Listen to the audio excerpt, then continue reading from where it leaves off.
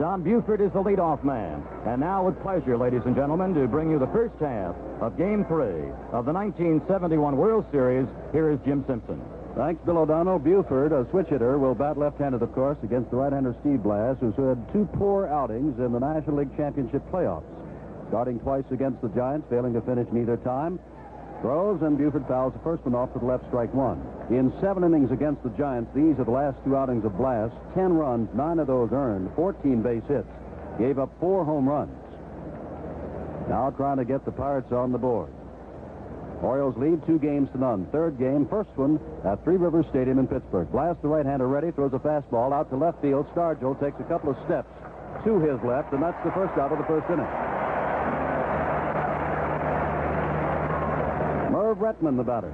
333 during the series, 318 during the regular season, third behind Tony Oliva of the Twins and Bobby Mercer of New York. And Retman's 3-run home run in the first ball game was the big blast for the Orioles and their come-from-behind win over Doc Ellis. Blast ready to throw on a sunlit day, throws too low, inside, ball 1 to Retman. Boog Powell, hitless in the series, is on deck.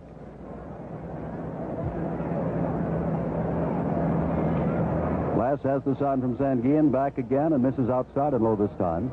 2 balls, no strikes to Retman.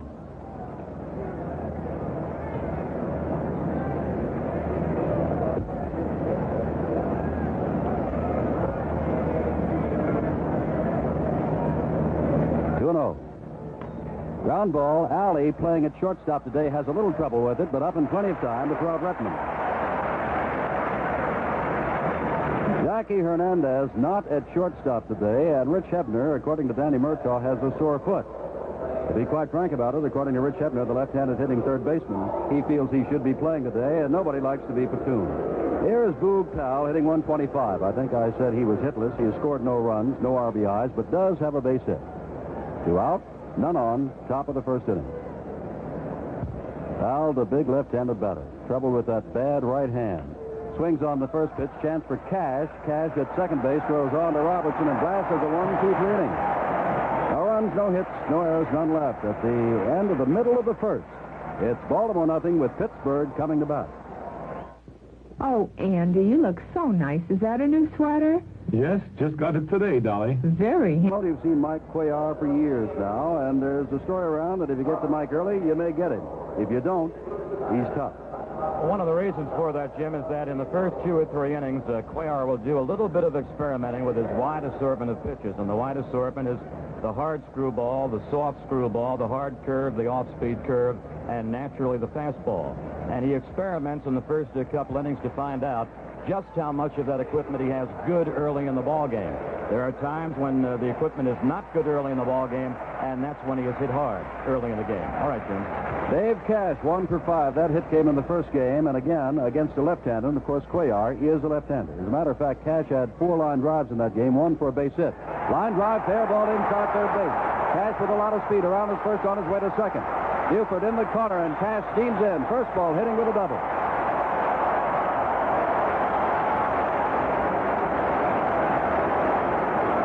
Cash loves those left-handers. As we said, 1 for 4 against McNally, but hit all 4 pitches very hard. And this one was just inside the bag at third. The fabulous Brooks Robinson had no chance to go to his right to get it. Al Oliver, the left-handed hitting center fielder, hitting at 167. The batter, left-hander, as we said, against the left-handed Cuellar. But Oliver and Hebner, not in the lineup, did do well against left-handers all year long. We are ready. Attempt to bunt. Strike 1. Robinson in on the artificial turf at third base. Powell playing back against the left-handed swinger. No score last to the first. Third inning of the World Series. Cuellar pitching from the stretch. Looks back. Throws. Off-speed pitch. It's too low. 1 ball, 1 strike to Oliver. With Roberto Clemente hitting .444 in the series. On deck. Cash has picked up his second World Series hit. Nobody else aside from Clemente has more than 1, and the Pirate fans come alive. Their team is down 2-0. Cuellar ready, off speed again. This time he's got Oliver out in front of it swinging. That is 1 ball, 2 strikes. You'll recall McNally in the first 3 innings on Saturday. We were rained out on Sunday. And Palmer, the first 3 innings yesterday, had a tough time against the Pirates. Well, Cuellar starts out with a leadoff double given up to Dave Cash. 1 ball, 2 strikes, back, off-speed pitch. Powell gloves it, backhands it at first base, throws to Cuellar, coming over, drops the ball. Ball is picked up. Cash cannot advance from third base. Ball was cleanly backhanded. Cuellar a little slow in getting over to cover. Ball was dropped by Cuellar, and the runners are at the corners. And thus far, we have not had a ruling whether that is an error on the throw or on Cuellar or a base hit. Jim, Cuellar didn't hook off that mound and get to the bag as quickly as I think as perhaps Powell had expected or Cuellar himself would have liked. And by the time Cuellar hit the bag, he hit the bag kind of lazy-footedly and had trouble both getting to the bag and making the reception of Powell's throw. Here is Roberto Clemente stepping in. Cuellar warming up now and taking a few warm-ups after that dash to first base. Clemente, 444, 4 for 9. He has hit in 9 consecutive World Series games, every one in which the fabulous Roberto's participated, in 1960 and again in 1971. A couple of doubles. Down in Baltimore. Comes up with runners at the corners, first and third. None out. No score. Last of the first inning. Cuellar trying to get out of trouble. The ball is fouled off to the right by Clemente.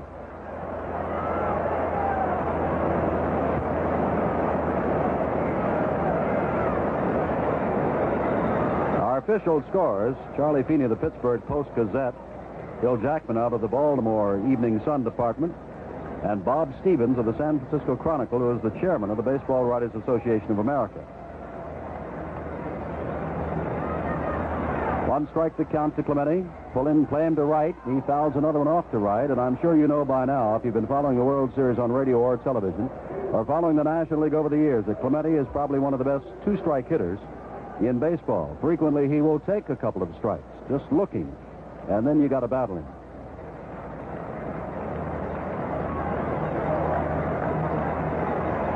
Right-hander Clemente waits, fouls another one off to the right, and again it makes the seats. Cuellar's thrown in 3 pitches, and Clemente's fouled all 3 off to the right. And waiting on deck, Wilbur Darnell Stargell, Major League's leading home run hitter. The Pirates are back home, their fans are here, and the Pirates hope that things will be different in the 1971 World Series. 2 strikes to count to Clemente. Low ball. Down to Johnson. Goes to Belanger. Back to first base. Safe at first base. The run scores 1-0. Pittsburgh.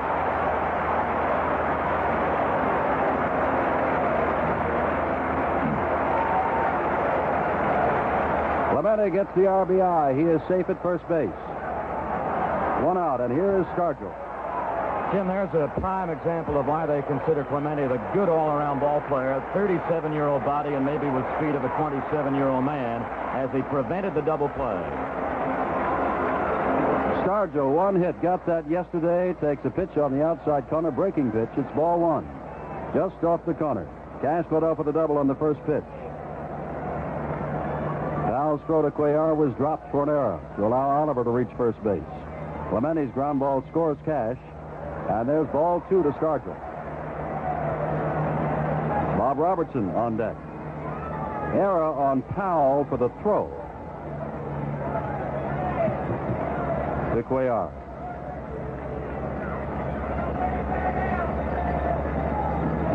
They play Stargell, of course, around to the right and very deep. Pitch is low. It's 3-0 to Stargell.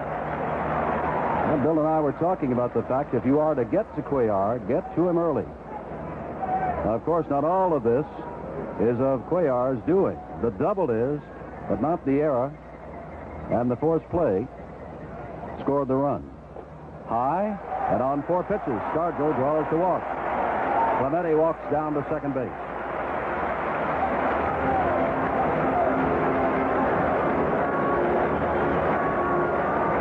Earl Weaver has come out very quickly to talk to Mike Cuellar. Weaver made the statement last night after the game, despite the fact that The Orioles are 2 games up on the Pirates. That tomorrow's game, meaning today's third game, is the most important game of the year as far as he's concerned. Forget the first 2. You got to win 4. Dave Leonard has come out and started to warm up. Right-hander for the Orioles. In the last of the first inning, Baltimore went down 1-2-3 in the first inning, but that's nothing new for the Birds. They've done it in all 3 games thus far. Pittsburgh, now with 1 out, Clemente at second, Stargell at first, Robertson the batter, 0 for 6 in the series, has struck out 3 times and has 3 walks. Cuellar ready, drive, foul, off to the right, upstairs. Robertson, the first time up in the National League Championships after coming home from San Francisco, drilled a long home run, about 415 feet away to dead center field. That was just after having hit 3 home runs in the Sunday championship game in San Francisco. Strike 1 to count to Robertson. Cuellar back, it is too low. 1 ball, 1 strike. Now Robertson, of course, is a right-handed hitter. Oriole outfield pulls around to left.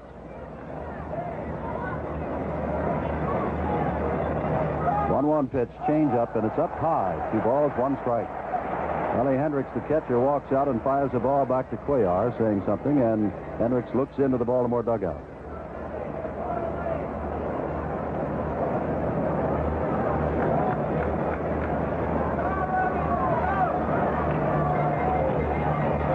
Left-hander ready. Looks and throws a fastball. It's fouled back. 2 balls, 2 strikes.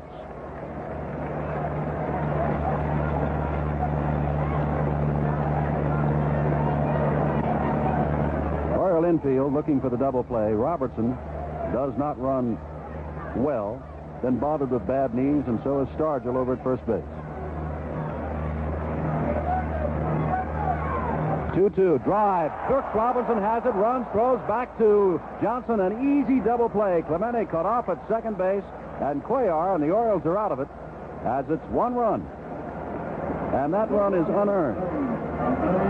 Make that earned run, we now understand. 1 run. It is earned. On 1 base hit, there were no 1 error. Well, let's go again. 1 run, it is earned. 1 base hit, there was 1 error, and 1 man left. At the end of 1. The fact remains the Pirates got the 1, and they lead the Orioles 1-0. Very good. Thank you. Bill O'Donnell and Jim Simpson with you at Three River Stadium in Pittsburgh. We have finished the first inning of Game 3. The Pirates 1 run, 1 hit, no errors. The Orioles no runs, no hits, and 1 errors. A 1-0 Pirate lead to the top of the second, and Jim. Steve Blass throws inside and low to Frank Robinson, the leadoff batter, who is hitting .625. 5 hits and 8 attempts. 1 home run, 1 RBI. He has scored 3 times. Blass, the right-hander, working with a 1-run lead, throws a hard slider that misses. It's 2 balls, no strikes. In the last 5 series games in which Robinson has played, he's hit over 500, 524. Already some paper has begun to flutter around Three River Stadium. They love to have paper when the Pirates do something good. You should have seen it here when they clinched the playoff series to go on to play in the World Series against Baltimore. Picking up newspaper, streamers everywhere. Out of the screen by Frank Robinson. It's 2 balls, 1 strike. Robinson, right-handed batter. Blass ready to throw. Fastball, and blew it right by Robinson, who was swinging. 2 balls, 2 strikes. Orioles went down 1-2-3 in the top of the first inning. Blass now doing a little gardening on the mound, walking out in front. Play Frank Robinson around to the left and rather deep. 2-2 the count, and he strikes out on a high fastball. Swinging.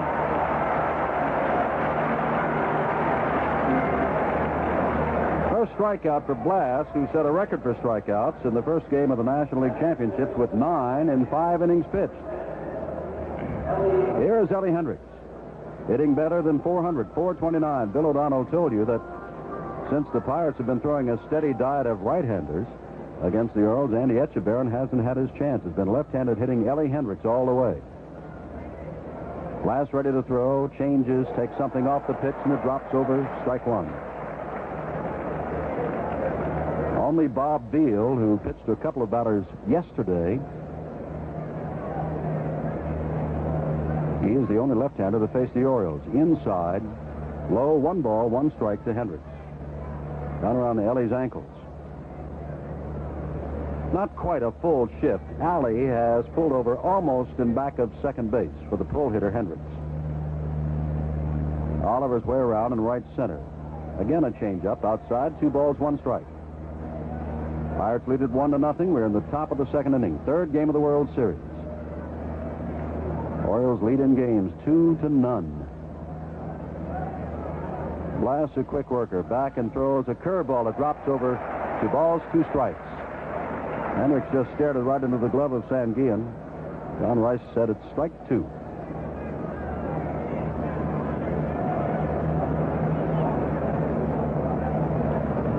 Now Hendricks backs out. Hendricks has fine power. Only 9 home runs all year, but at one time he was the Mexican League home run hitting champion. Does have good power. There's another curve. Misses outside, although this time Blass didn't think it missed. 3-2. First full count of the ball game.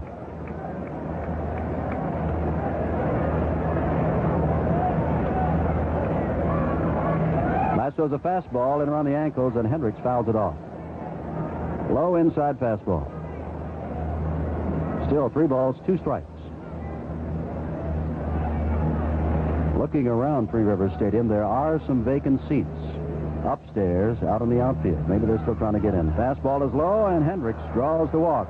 And the Orioles have their first base runner, and here comes Brooks Robinson hitting .571.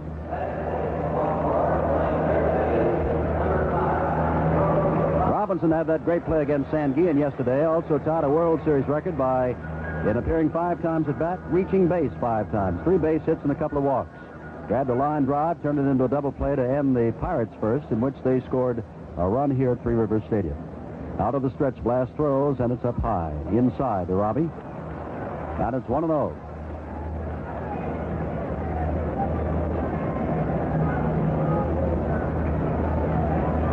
Brooks had a fabulous series 1 year ago and is having a great series this year.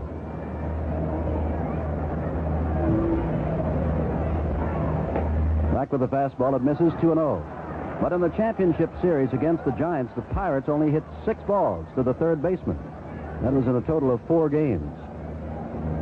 Primarily a right field hitting ball club, and the chances for Brooks are few and far between, although he had that great play yesterday and the double play today.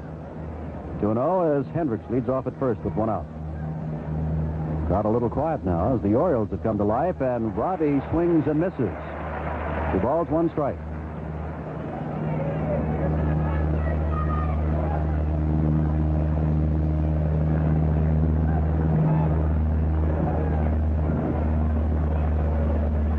Ready, throws low and away. 3-1. Well, he went to 3-2 on Hendricks and lost him, walked him. Now Blass walks around and back of the mound. We'd like to say hello to all of you listening in Europe, in Asia, in South America, wherever it is on American Forces Radio, and of course to all of you here in the United States. Welcome to Pittsburgh in the 3rd game of the World Series. Blass back, and Brooks is swinging and missing. 3 balls, 2 strikes. Pitch was low.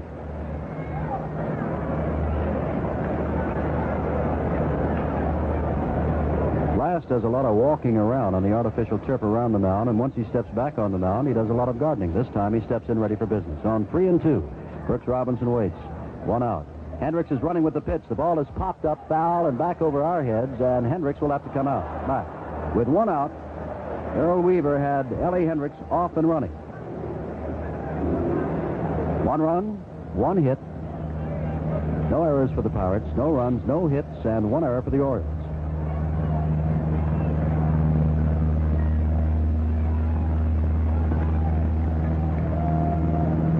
Blass ready, throws inside, foul back again.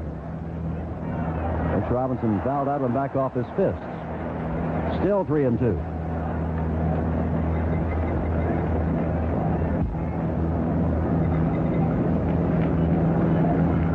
This is a ball game the Pirates must win. If they do not, they'll be down 3-0, and all the Orioles would have to do is win 1 of all those that remain to wrap it up. Fastball fouled back again. Still 3-2.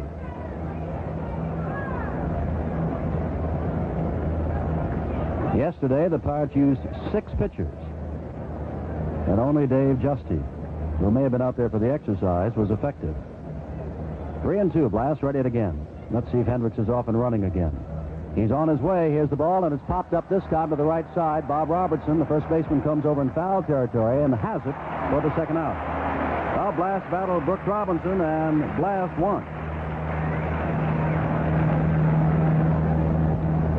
Davey Johnson hitting at .333. Fine young second baseman. Right-handed hitter in this 1-0 ball game. In the first game of this series, McNally and the Orioles fell behind 3-0, won at 5-3. In the second game of the series, they broke on top and at one time were leading 11-0 before they won at 11-3.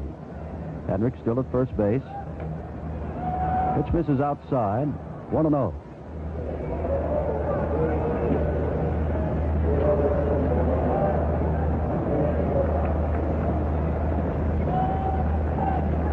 Blast had 5 shutouts during the regular season. Another pitch down low. It is 2-0. And that tied him in the National League along with Al Downing, who's got to be the comeback player of the year, Bob Gibson of the Cardinals, and Milt Pappas of the Chicago Cubs.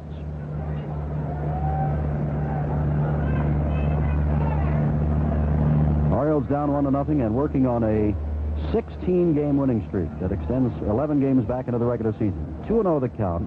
Blast ready, throws low and inside, and it's 3-0 now to Johnson with Belanger on deck.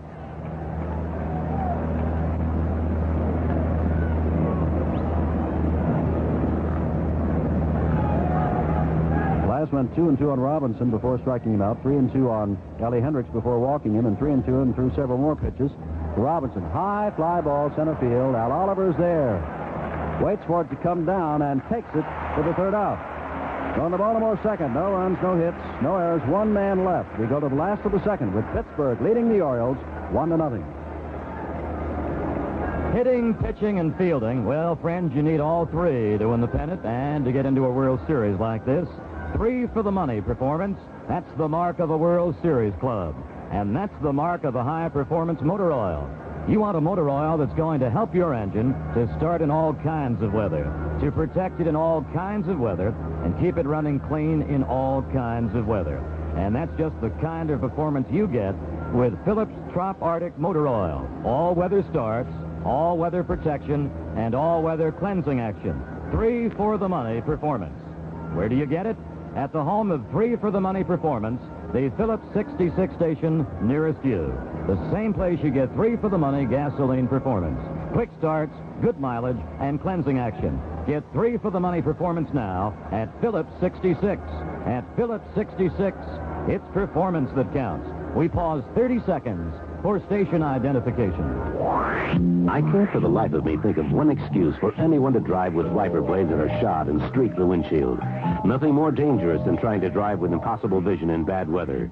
And it's so easy to clear it all up with new Anco Rainmaster wiper blades, the ones with real rubber. Just pull in for gas where you see the big yellow Anco cabinet. Have the man snap on a new pair of Anco blades or refills while he fills your tank. That's Anco by Anderson. WNBC, AM and FM, New York. Together with Jim Simpson, Bill O'Donnell returning with you here at Three River Stadium in Pittsburgh in Game 3 of the World Series.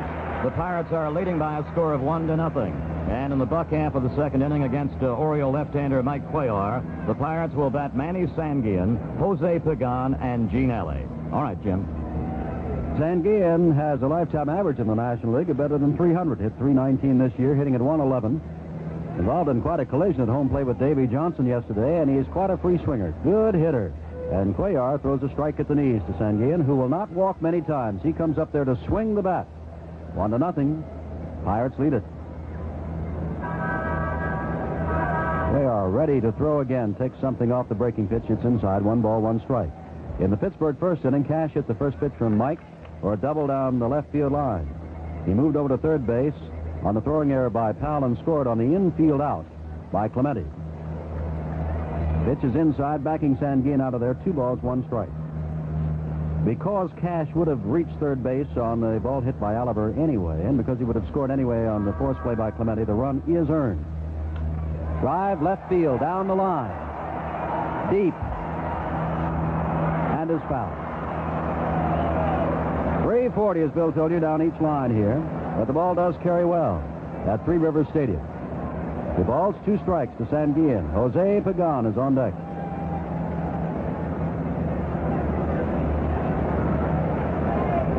They play Manny just about straight away. Cuellar ready, throws. The ball is hit to right field this time.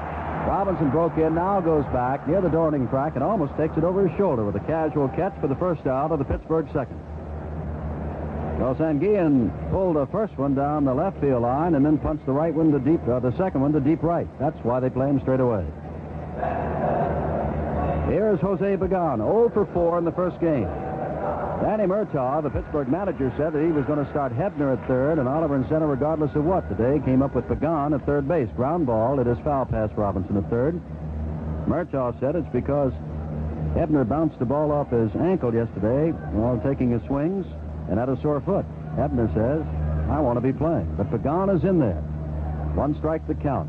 Pitch is high and away. It's 1 ball, 1 strike. Pagan had a great series, batting well over 300. While playing for San Francisco against the Yankees back in that long rain-delayed 1962 series. Swing and a miss. It's 1 ball, 2 strikes.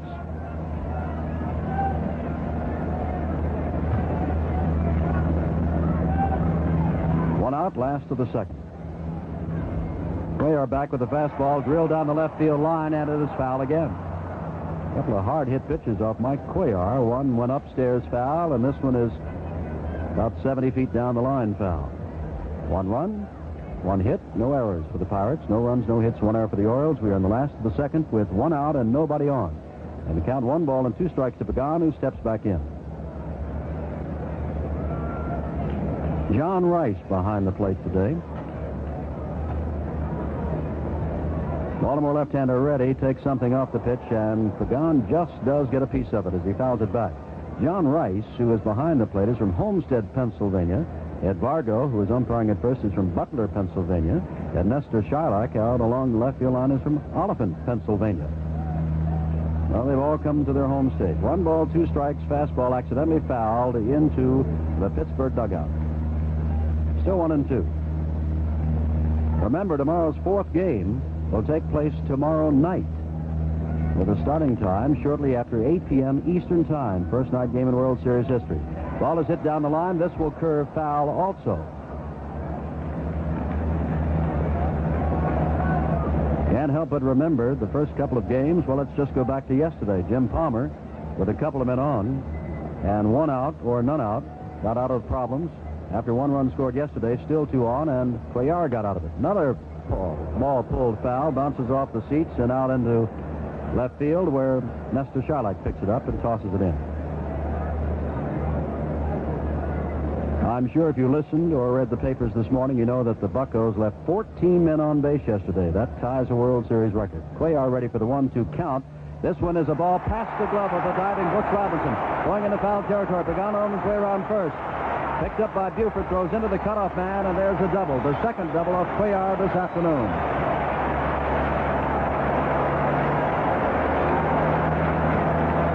And Gene Alley comes up in this 1-0 ball game. Robinson dove to his right, but the ball was down the line for the double. Here's Alley up for the first time in the World Series. Jim, both these extra base wallops by the Pirates. Cash to lead off the bottom of the first, and now Pagan with 1 out here in the second. Both 2 baggers have been against off-speed Cuellar curves. Ground ball. Davy Johnson, second base, goes down to 1 knee, throws on to first. There are 2 out as Pagan moves easily to third base, and Steve Blass comes up.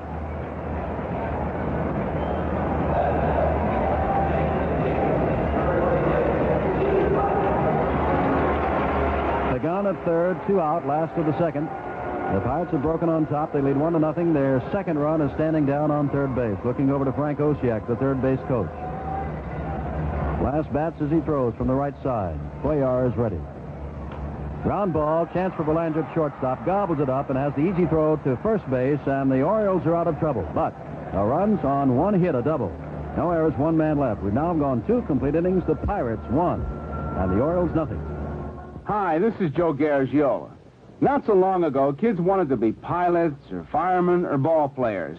Fortunately, a few of them became package designers instead, and today many of them work for Owens, Illinois, solving corrugated packaging problems like how to ship shoes, sailboats, auto parts, hairspray, and you name it.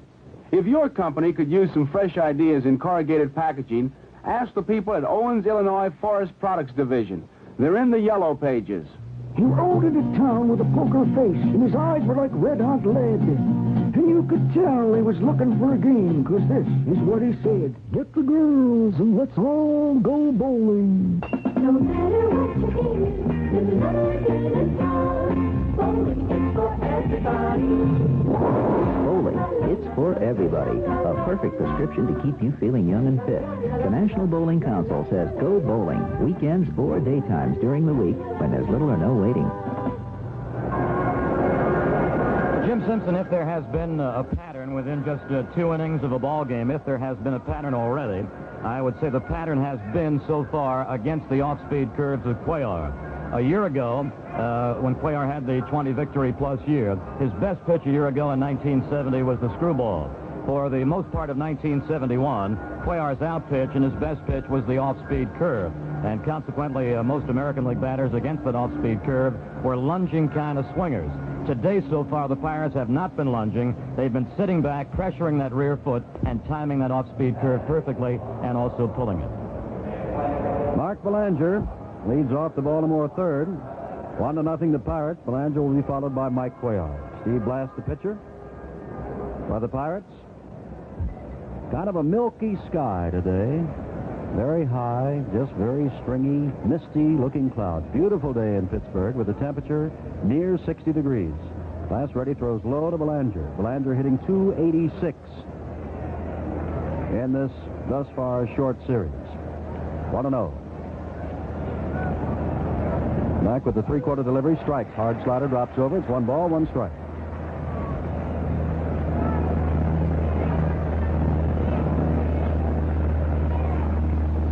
Belanger never hit a home run all year. They play him a little bit around to the right. Fouls this pitch back to the screen. 1 ball, 2 strikes. But Belanger did have a fine year, hitting .266. His previous best year over the .280 mark a couple of years back. Mark from Pittsfield, Massachusetts, came into the league known as a glove man, a man that looked like Marty Marion, but don't count on him to hit too much. In '69, had a great year, and in this year, one of his better years, hitting well over .260. And when you do that with his glove, you've got quite a shortstop. 1 ball, 2 strikes, changed, and just misses. Don Rice calls it ball 2, 2-2.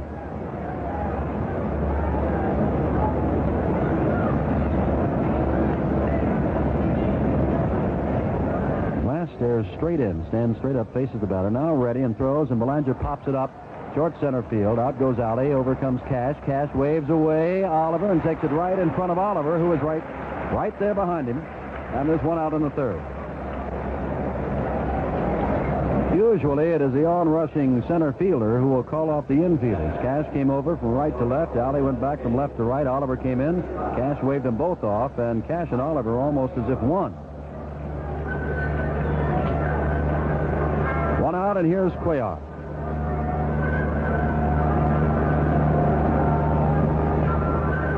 Mike, left-handed batter, as he is a pitcher, and I think you'll recall that a year ago, I believe it was out in Minnesota, wasn't it, Bill? The Grand Slam home run in the American League Championship playoffs. Takes outside, ball 1. 1-0 the Pirates. 1 out, top of the third. Blass right back with a fastball that's fouled off and will make the seats and back at third base. Jim, one of the ironies to that Grand Slam home run you just commented about a year ago in the American League Championship Series, when Cuellar hit that home run, he pulled it down the right field line, took about 2 or 3 steps out of the batter's box, and began to come back to home plate. He thought it was going to go foul. Slider misses outside, 2-1.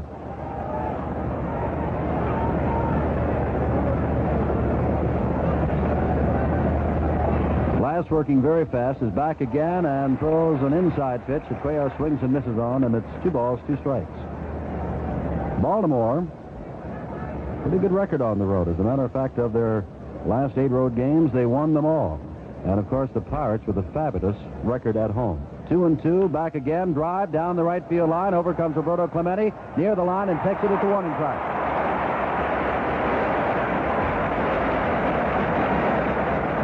Two down, and we go back to the top of the order, and Don Buford, who lined to Oliver. In center field, back in the first inning. Pirates lead it by 1. Top of the third inning. Tomorrow's 4th game, a night game. And I can guarantee you one thing. In the hills of western Pennsylvania, Bring your top coats. Buford's only had one opportunity to bat from the right side in the series. That was against Veal yesterday. Orioles called him their best leadoff man in history. Reaching base more than 40% of the time. Takes a slider on the outside corner. Strike one. That hard slider Bill was talking about. No balls, one strike. Glass ready to throw. Changes on a breaking pitch, and way out in front is Buford, swinging strike two.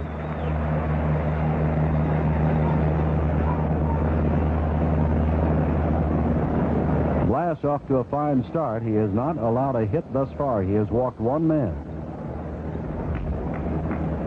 The other 8, he has retired. But in those playoffs, he lasted only 7 innings in 2 starts against the Giants. Maybe today is his day. Comes back with a fastball outside. It's 1 ball, 2 strikes. Buford with lots of speed. Pagano's back at third base. Now the curveball. It just does miss inside. Pirate fans didn't think it did miss. 2-2. Buford a .290 hitter during the regular season.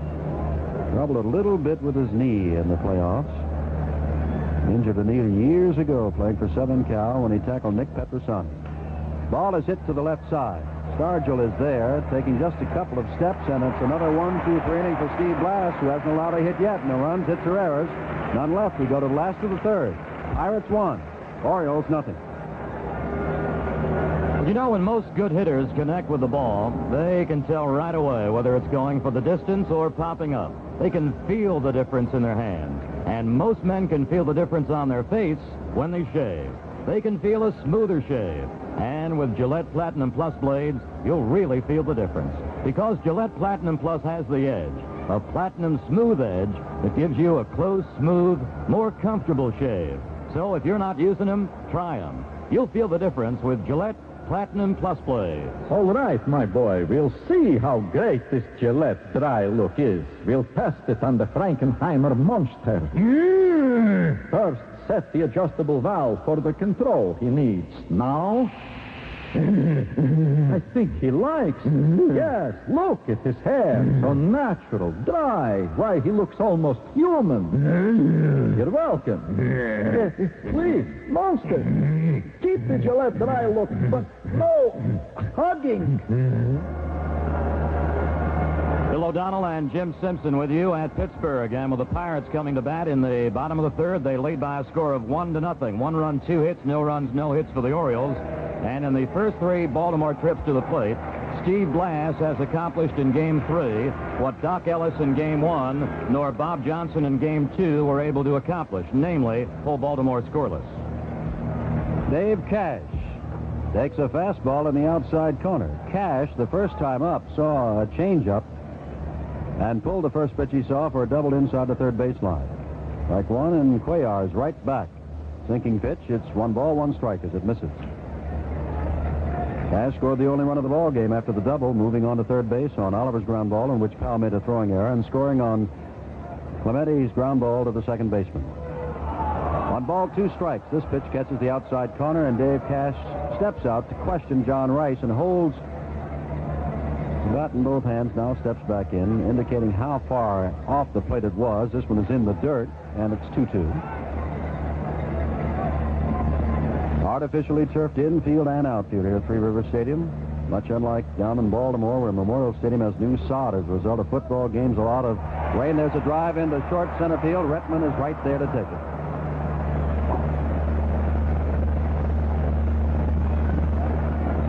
Cash, who just lined out, and so he's doubled in line to center, has had a great year in this park, hitting .332 at home. Here's Al Oliver. Hit a ground ball that Boog Powell backhanded at first base. His throw to Cuellar was off the mark, and Powell drew an arrow. Back in the first inning, Oliver up for the second time, takes a breaking pitch outside. It's ball 1. Oliver, left-handed batter. Hit .282 with 14 home runs during the regular season. Left-hander back. Ball is hit off the left side. Over goes Belanger, Robinson, and now Buford is over there, foul territory, and he has it down the foul line in left. There are 2 out. And here comes Roberto Clemente. Clemente hitting at .444 starting today. Failed to get a base hit. He has hit in 9 straight World Series games, but ground ball did drive in the only run of this game.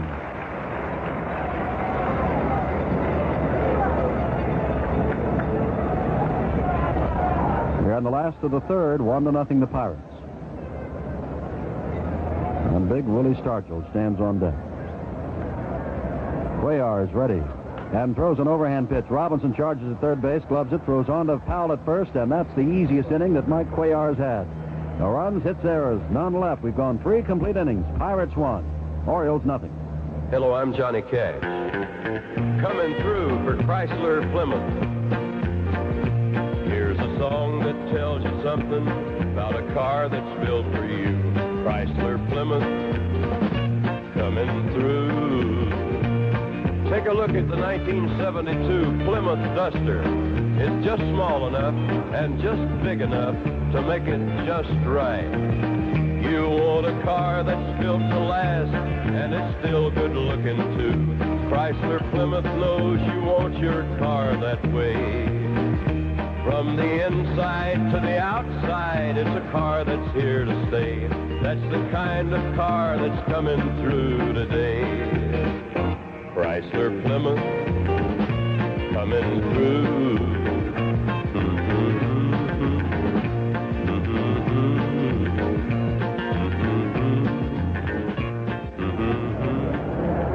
Well, through the first 3 innings, the Pirate right-hander Steve Blass has allowed the Orioles only 1 base runner. That's when he walked Elrod Hendricks on a 3-2 pitch with 1 out in the top of the 2nd inning. He cut down Baltimore 1-2-3 in the first inning. He cut them down again 1-2-3 in the top of the 3rd, and now in the top of the 4th. It'll be Blass to face Rettenmund, Powell, Frank Robinson, and here's Jim Simpson. Thanks, Bill. Rettenmund grounded out at shortstop back in the first inning, 0 for 1. Blass ready to throw.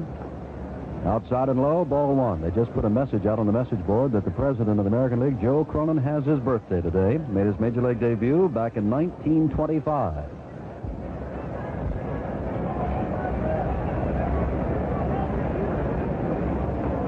Blass throws low. It's 2-0, which brings to mind that Tony Kubek, former Yankee and for the last 6 years a member of the NBC baseball crew, has a birthday today, and a native of the Pittsburgh area, the second baseman of the Chicago Cubs, who was hurt in the late season while making a run for the batting championship, Glenn Beckert, has a birthday today. 2-0, Blass throws, swing and a miss by Rettenmund. It's 2 balls, 1 strike. Orioles won the first game 5-3 on home runs, won the second game 11-3 on 14 singles. They haven't had a base hit of any kind, and this is the 3rd game. 2-1, Blass ready, throws, it's on the corner, on the outside corner. Rettenmund steps out. Did not think so, and stares out toward right field. 2 balls, 2 strikes. Rettenmund with fine power, 11 home runs, 75 RBIs during the regular season, has a closed stance from the right side. Ball is hit off the end of his bat out toward right field. Clemente on the run, still running. Now they're near the line and makes the basket catch for the first out of the Baltimore 4th. Boog Powell hit the first pitch and grounded to Cash to end the first inning. You keep waiting for Powell to break out of it. He has been trouble with those torn tendons on the back of his right hand. Thought he had broken his wrist again. That is not so. Can play. The shift is on against him around to the right as he takes a breaking pitch for strike 1. Alley is over on the first base side of second. Cash has moved back on the artificial turf between first and second. Robertson very deep. Oliver around to right center. Clemente near the line. Big gap in left center field. Boog Powell watches another breaking pitch come inside. 1 ball, 1 strike. 1-0. Pirates. Before a rather quiet Pittsburgh crowd, they thought they had the Orioles on the ropes in the first inning and scored but 1 run. And we've got a long way to go. We're in the top of the 4th. Blass ready, throws a fastball dry, but it is pulled foul down near and into the Pittsburgh bullpen. 1 ball, 2 strikes. Unlike Baltimore, where the sun comes in over from the third base side and creeps out toward right field, here it comes in over the first base side out near the right field corner, and then begins to creep across the diamond toward first base, then second and third. Sun is shining brightly. Last took so long that Powell steps out, gets a little dirt on his hands.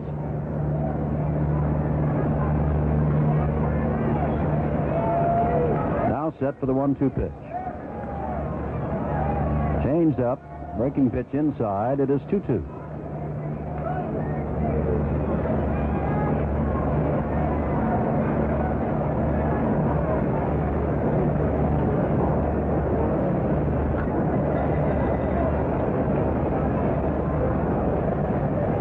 Two balls, two strikes, one out.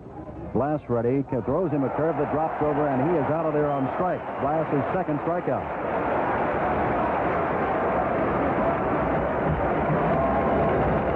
And here's the other man that struck out, swinging at a fastball, Frank Robinson, who started off the second inning by striking out. Frank went down on the swinging fastball. Powell looked at a curve that dropped over.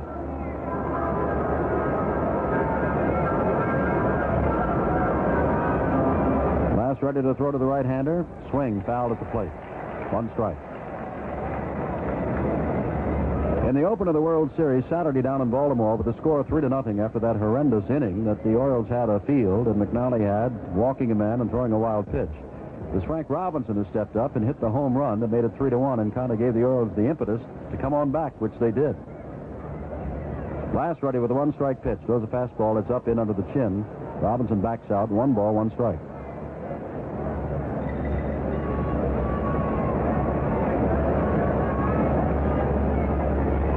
Pirate crowd rather quiet since the first inning in which Pittsburgh scored its only run. And the only run of the game. Blass ready, back with another fastball. It's out to right field. Clemente only has to move a few steps off to his left, waiting, and there's the basket catch again. The runs, hits, or errors. Nobody's had a hit off Blass yet.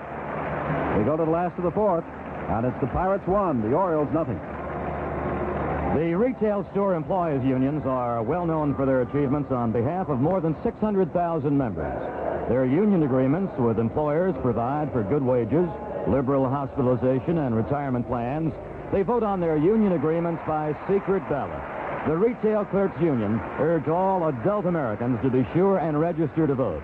This message from the Retail Store Employees Union in your community, chartered by the Retail Clerks International Association in Washington. 20006. Having fun, Dolly? Oh, yes, Andy. I love football. And the quarterback reminds me so much of STP oil treatment. Why? Because his uniform is red, white, and blue? No, Andy, because of the way he keeps the team together. The same way STP helps to keep all the engine parts together, to run smoother, quieter, longer. You're really scoring points now, Dolly.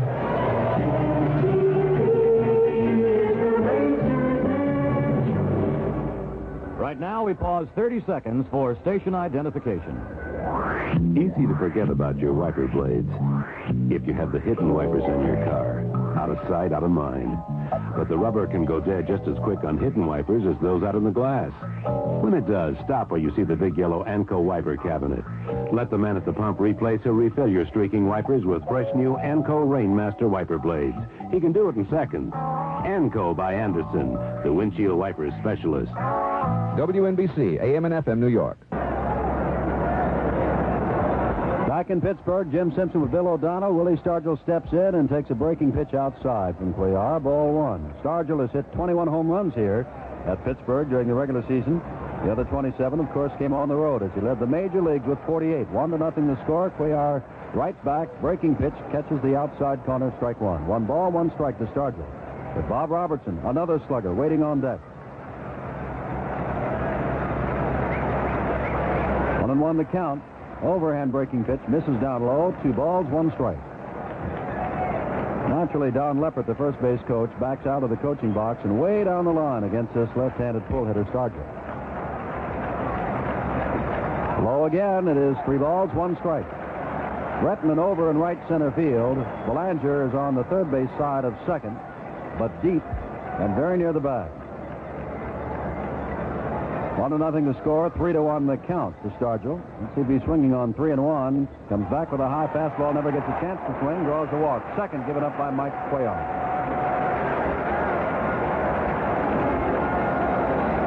Here comes big Bob Robertson. With 2 men on and 1 out in the first inning, Robertson pulled a vicious line drive, but right at Brooks Robinson and converted into a double play. 1-0 the score. The Pirate fans now feel they have a chance to break this open. Although one man is on and nobody's out, and here's Robertson. But this is the heart of their lineup: Stargell, Robertson, and Sanguin, a good average hitter, due up. Robertson swings at the first pitch, pulls it foul on the ground past Osiak at third base coach. One of the guard picks it up down the foul line and left. 1 strike. Only run scored in this game on a double by Cash in the first, who moved to third on an infield play and scored on an infield grounder. Cuellar ready for the 1-strike pitch. Ground ball foul behind the plate. 1 run, 2 hits, no errors for the Pirates. No runs, no hits, 1 error for the Orioles. We are in the last of the 4th. And Mr. Blass has been invincible. He has given up a walk, and that is all. Stargell, who is on at first base now with a walk, has walked for the 5th time in this series. Cuellar back, throws high and away. 1 ball, 2 strikes. Willie Stargell has not been hitting for the average in this series, but he has turned in several fine defensive plays in the outfield, including a dandy throw from deep left.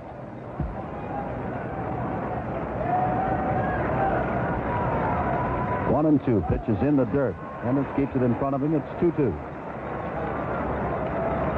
Baltimore bullpen was busy back in the first inning. Dave Leonard was up and throwing. Nobody is up and throwing now.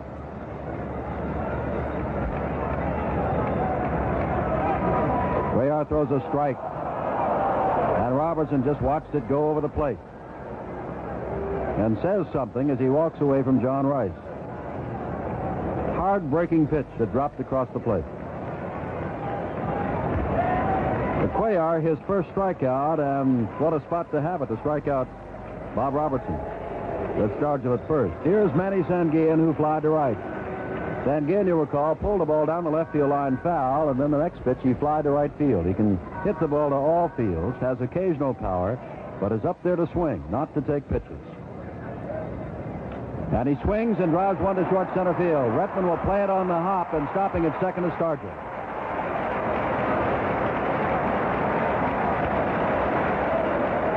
Base hit off Cuellar and brings up Jose Pagan, who has one of them. A double down the left field line inside the bag at third base. Back in the second inning. Now again, as Baltimore pitchers have been for so many times in this World Series, at least 2 men on and no more than 1 out. The problem for the Pirates has been, until now, they have not been able to capitalize on the big inning. Pirate fans would like to see that happen now. Pagan is there, right-handed batter. It's the first one high and not too deep to center field. Retman does have to back a bit, and quickly there are 2 out. And that brings up Gene Alley, who's getting the call today over Jackie Hernandez at shortstop. Alley last time up hit the first pitch and grounded to Johnson at second base. 1-0 the Pirates. We're in the last of the 4th inning of a fast-moving, low-scoring ball game. Excellent pitching on both sides, with, of course, Steve Blass, with his no hits allowed and only 1 base runner, that on a walk, has the upper hand for the moment, or I should say the edge. 1-0 over Mike Cuellar. Alley waits. Stargell down at second. Sanguin on at first now with 2 out in the last of the 4th. Cuellar throws outside. It is ball 1.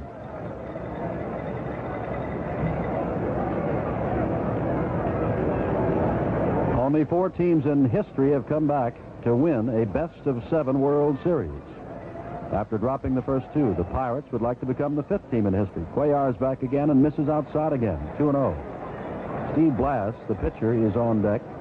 And although the temperature is only in the 60s here, the sun is so bright that Blass kneels on deck without benefit of a jacket.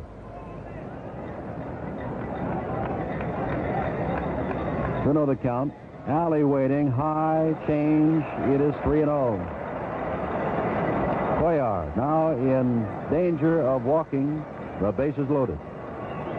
And on 3-0 and with Blass due up, Alley stepped out and took a good long look at his coach, Frank Osiak, at third.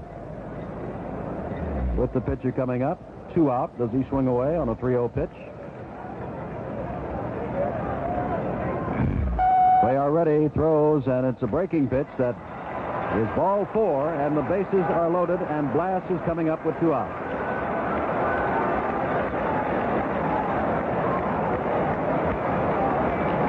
That's the third walk, 2 in this inning, surrendered by Mike Cuellar. Now the Baltimore bullpen is getting busy again. Steve Blass. Last time up, hit the first pitch and grounded to short. Cuellar will go to work on him now and comes in. There's a ground ball. Brooks Robinson back to third, goes down to second base for the forced play, and they're out of it. Just like that. No runs, 1 hit, no errors, and 3 men are left. They have now gone through 4 complete innings. The Pirates hold the lead over Baltimore. Pittsburgh 1, Baltimore nothing. This is Carl Rode with some more baseball fans getting their first look at a revolutionary new 2-bladed razor from Gillette. The new Gillette Track 2 twin-blade shaving system. The 2 blades may work together. What one doesn't catch, the other might catch. I've never seen any other razor like it. With 2 blades, it's very different. Got 2 blades, one following the other. Certainly worth trying. Strange-looking razor with a lot of possibilities. The new Gillette Track 2 razor. It's 1 blade better than whatever you're using now. Well, I don't know how they're going to top its predecessor, but they always keep coming up with a better one. Do you know who pitched the longest game in World Series history? Well, he was a left-hander, not very famous for his pitching. He threw 13 1/3 straight innings of scoreless ball, then won the game in the 14th inning. Of course, it doesn't take 14 innings of series action to turn the heat on. One's more than enough. That's why Gillette, though, is bidding this year to send each team a free case of Right Guard antiperspirant. Right Guard Super Dry Aerosol with the best wetness fighter that comes in a spray. Really helps keep you dry when the heat's on. Oh, the name of that pitcher? The name of that pitcher was Babe Ruth. Well, we're now going to the top of the 5th inning in Game 3 of the World Series, and the Pirates are still leading by a score of 1-0. They got their go-ahead run in the very first inning. They've got 3 base hits off Cuellar, and Baltimore has yet to get a base hit off the Pirate right-hander Steve Blass. They have only that 1 base runner, the walk, with 1 out in the 2nd inning to Elrod Hendricks. And it's Hendricks now to start the top of the 5th inning, and to start it with you again, Jim Simpson. Hendricks, left-hander, lots of power. Right-hander's Blass, ready to go to work. He's a fast worker and throws a breaking pitch, a slider on the outside. It is ball 1. Hearing you talk about Babe Ruth, Bill, reminds me that Baltimore is the birthplace of Babe Ruth. Baltimore is where he first made his reputation, where the Orioles are now making their reputation. Blass back with a pitch that is hit off the left side. Probably will make the seats, given chase by Pagan, and it's about 3 rows back. But speaking of the state of Maryland, Jimmy Fox, home run Baker, quite a few top players from the state of Maryland, including the fabulous Babe Ruth. And, of course, a member of the Pirate lineup, Bob Robertson from Mount Savage. 1 ball, 1 strike to Hendricks. 1-0 the score. Blass ready, throws foul to the screen. 1 ball, 2 strikes.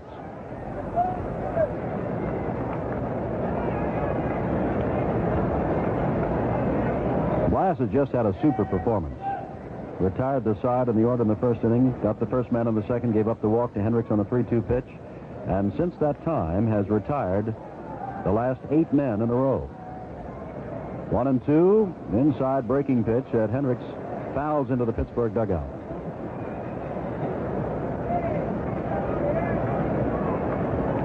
Again, as before, for Hendricks, they have the shift on with Alley on the first base spot of second. Cash deep on the artificial turf. Robertson playing close to the line and deep.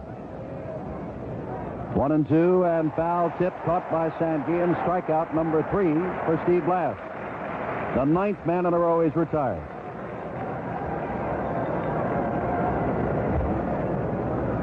With 1 out on the top of the 5th, here's Brooks Robinson, who fouled to Bob Robertson last time up in the 2nd inning. Blass throws him a breaking pitch. Strike 1.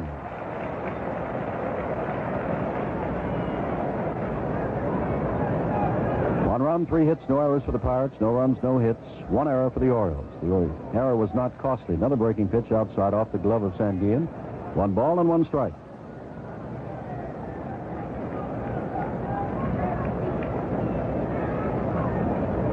It is the Pirates who have had many scoring opportunities, and they left many on base, including 3 in the last inning. The Orioles have only had 1 base runner, high fastball, and Robinson swings and misses. 1 ball, 2 strikes. Talk about a pitcher having his, quote, stuff, end of quote. Blass has that today. Good fastball, good hard slider, and he has changed on his curve effectively. 1 ball, 2 strikes. Back again, fastball is way outside, 2-2.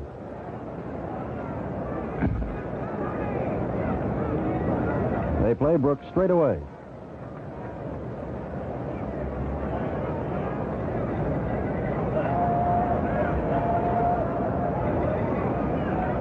Sanguine has given a sign. Here's a curveball that has bounced foul and taken by Billy Hunter, barehanded, third base coaching box, and he tosses the ball back to Blass. Billy was something yesterday. There was a sharp grounder by him, and he very quickly drew his hand out of the way very wisely. They kind of gave him a raspberry down in Baltimore. Then they threw a long ball in from left field, and he nonchalantly took it with his bare hand. Drive. This may drop in there. Stargell is on his way over, bounces in front of him, and Brooks Robinson has the first base hit off Steve Blass. Now with 1 on, here's Dave Johnson, who flied to short center field and the second inning, up for the second time.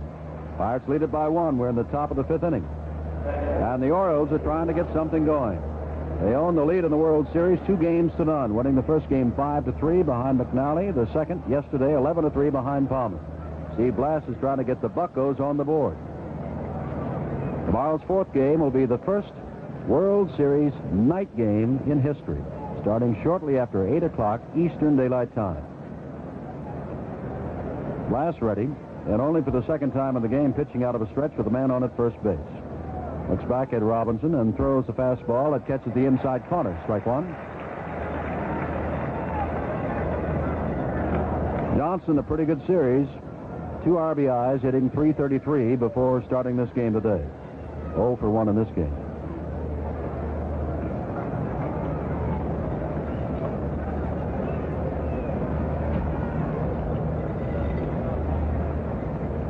Blass back to throw again, fouled back, and quickly Blass is out in front of Johnson, 0-2.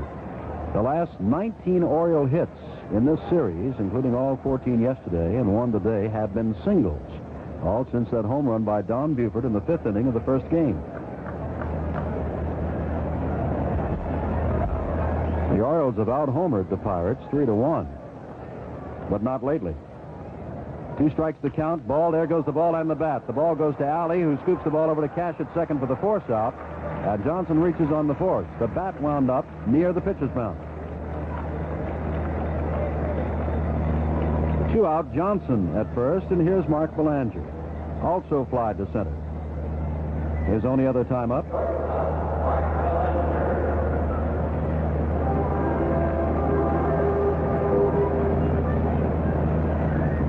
Belanger, right-handed batter, closed stance, chokes way up on the bat, will not hit, as we said, for power. No home runs all year long. Now he's going to step out for some reason. Looking down to the base runner, Davy Johnson at first base, being held there by Bob Robertson. Now steps in.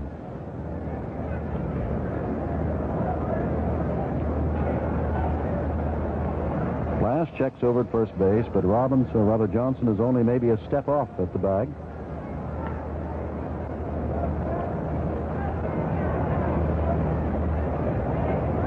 Sidearm pitch, and swing and a miss by Belanger for strike 1.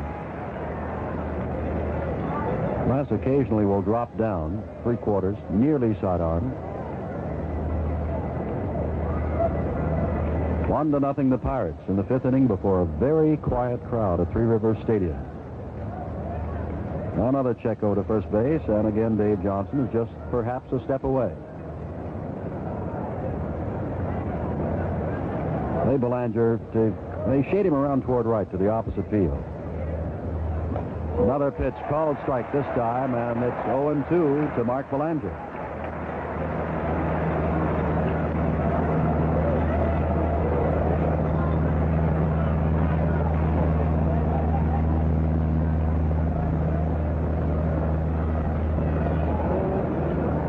Johnson just a couple of feet away from the bag, but Blass checks over there for the third time, and Davy trots back.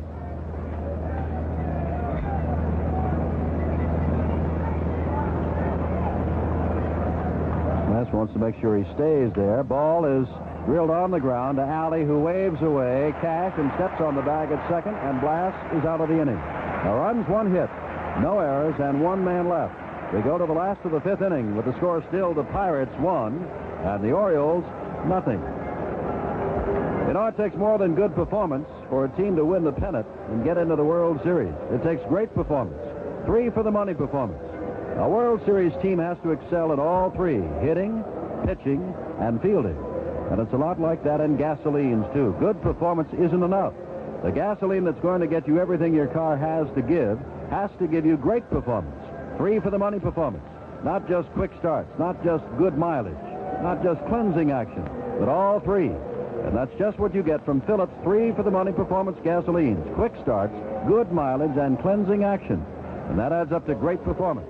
Get it now at the Phillips 66 station nearest you. At Phillips 66, it's performance that counts.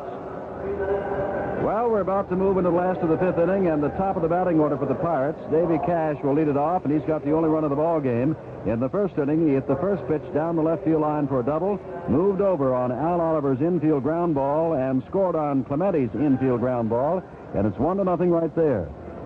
The Pirates left a man on in that first inning, another on in the second, and 3 in the fourth. The Orioles, who never scratched with a base hit off Steve Blass until the fifth, have left 2 men on, Hendricks, who walked in the first, and Johnson, who reached on a force play after the Robinson single in the fifth.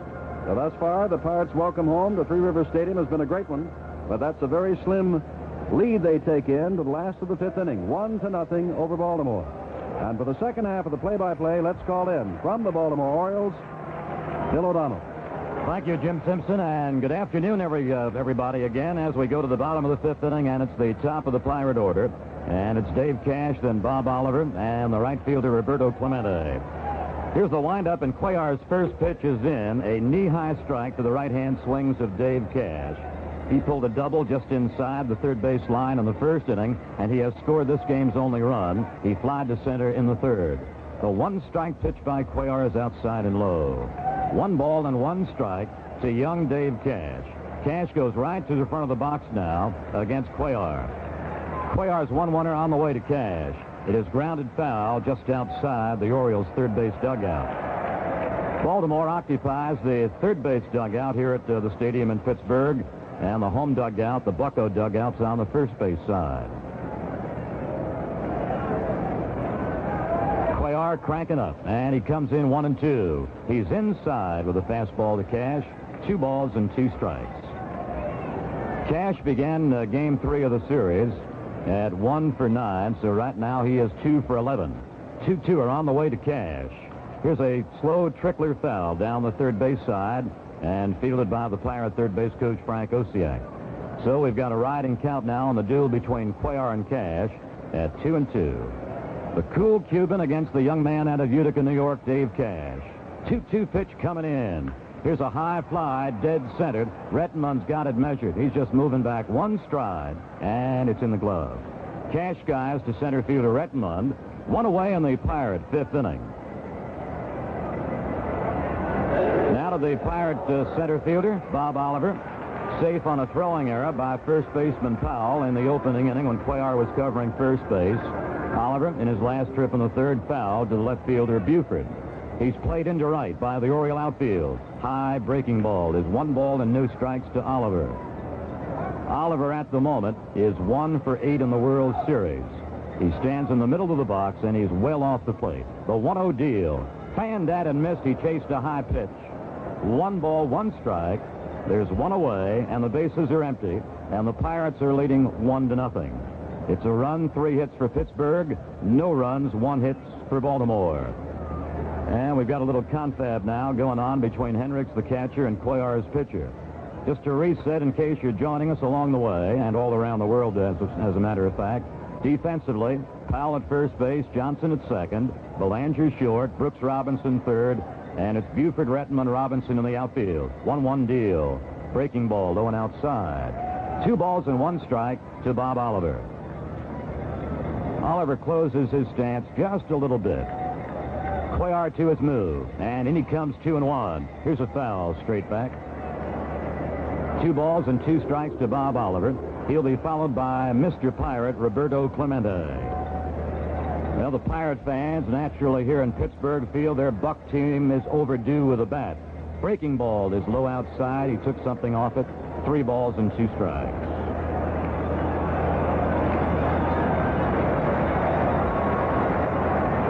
Three and 2 to Al Oliver, batting with 1 gone in the bottom of the 5th inning. The deal by Cuellar, 3 and 2. Low and away, he loses him on a 3-2 pitch. That's the 4th walk given up by Cuellar. He loses Al Oliver with 1 gone in the bottom of the 5th inning. Oliver now, for the 2nd time today, is a Pirate base runner. In the ball game so far, Cuellar has walked Stargell twice. He also lost Alley in the 4th inning, as he did Stargell. Now he gives Oliver a 1-out ticket here in the bottom of the 5th inning. And the Pirate fans' applause is for Roberto Clemente. Out on a fielder's choice in the 1st inning. But on that ground ball, fielder's choice enabled Cash to romp home from 3rd, and that's how the Pirates are leading 1-0. Roberto also bounced out 3rd to 1st in the 3rd inning. At the moment, Clemente, 4 hits and 11 trips. For the year, batted .341 with 13 homers and 86 RBIs. Powell bird dogging at first base with the runner Al Oliver. Cuellar setting and firing. Low outside, he took something off that pitch to Clemente. Clemente trying to continue a string, which right now shows him hitting safely in 9 straight World Series ball games. The 1-0 fastball, line to center. Rettenmund can't get to it. Base hit. Oliver turns second, goes to 3rd, and the throw goes to 3rd base late. Goes by Brooks Robinson, backed up by Cuellar. Cuellar can't throw to second, and Clemente is in sliding safely. A line shot slightly to right center. Fielded by Rettenmund. Al Oliver rounded second, beat Rettenmund's throw to 3rd. It went a little bit over the 3rd base foul line by Brooks Robinson, was backed up by Cuellar, and as Cuellar was reaching in the glove with the ball, he could not make a move nor a toss towards Clemente, romping to second.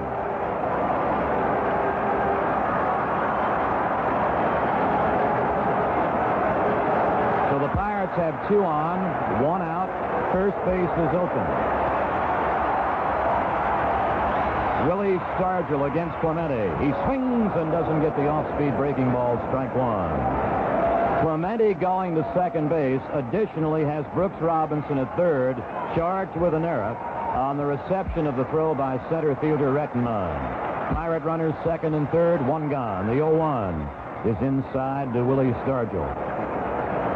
So give Clemente a single, a base hit to right center, advancing to 2nd as Oliver slid safely into 3rd, and the throw got by Brooks Robinson. The ball 1, strike 1 deal to Stargell. High, a throw to 3rd is late, and just sliding back in safely is Oliver. The ball got away from Brooks Robinson and also hit the sliding Oliver as he dove back to 3rd base. The Pirate trainer rushing out, along with the 3rd base coach Frank Osiak, and the other Pirate base runner, Roberto Clemente. As Oliver was coming down the line with Clemente at 2nd base on the pitch to Stargell, Hendricks rifled a toss to 3rd baseman Brooks Robinson, and it hit the runner. It may have hit him above the left eye or to the side of the left eye. Oliver now is beginning to sit up, and there's as he was diving back to 3rd base on the throw about knee-high to Brooks Robinson, it glanced off the left side of his face and then came off the arm and the glove of Brooks Robinson and stayed along the 3rd base foul line. Oliver now is beginning to rise to his feet, and he says he's okay. So naturally, the happiest man in the ballpark right now is Al Oliver, but just as happy is the Pirate manager Danny Murtaugh that Oliver can remain in the ballgame. Meanwhile, Cuellar had been keeping his arm warm with Hendricks, and for the moment, Cuellar's concentration is over towards Oliver at 3rd base with the 3rd base coach Frank Osiak. So Oliver's okay. On the attempted pickoff throw by Hendricks, Oliver was hit in the face by the throw, diving back towards 3rd. Bill Iacono points out one of the theories of the Pirates. They wear their betting helmets at all times, figuring that they are going to in more danger of getting hurt on the base paths than they are in the batter's box. Cuellar, 2 balls and 1 strike to the power of Willie Stargell. 2 on, 1 gone. Fastball burning in for a strike at the knee. So Cuellar just reached back and showed Stargell his very best heat. 2 balls, 2 strikes. Clemente at second. Oliver at third. Pirates leading 1-0 in the bottom of inning 5. 2-2 to Stargell. Strike 3, knee high, outside corner. Stargell becomes Cuellar's second strikeout victim in this ball game. And naturally, it's not only out number 2, but a big out, getting rid of the power of Stargell, who poked out 48 home runs this year. Now to perhaps the equally dangerous, from a long ball standpoint, Bob Robertson. Robertson, 26 home runs for the campaign. He is 0 for 2 in this game today. He is hitless in the World Series. He is 0 for 8. Clemente second, Oliver third, 2 gone. A cut and a miss by Robertson for strike 1.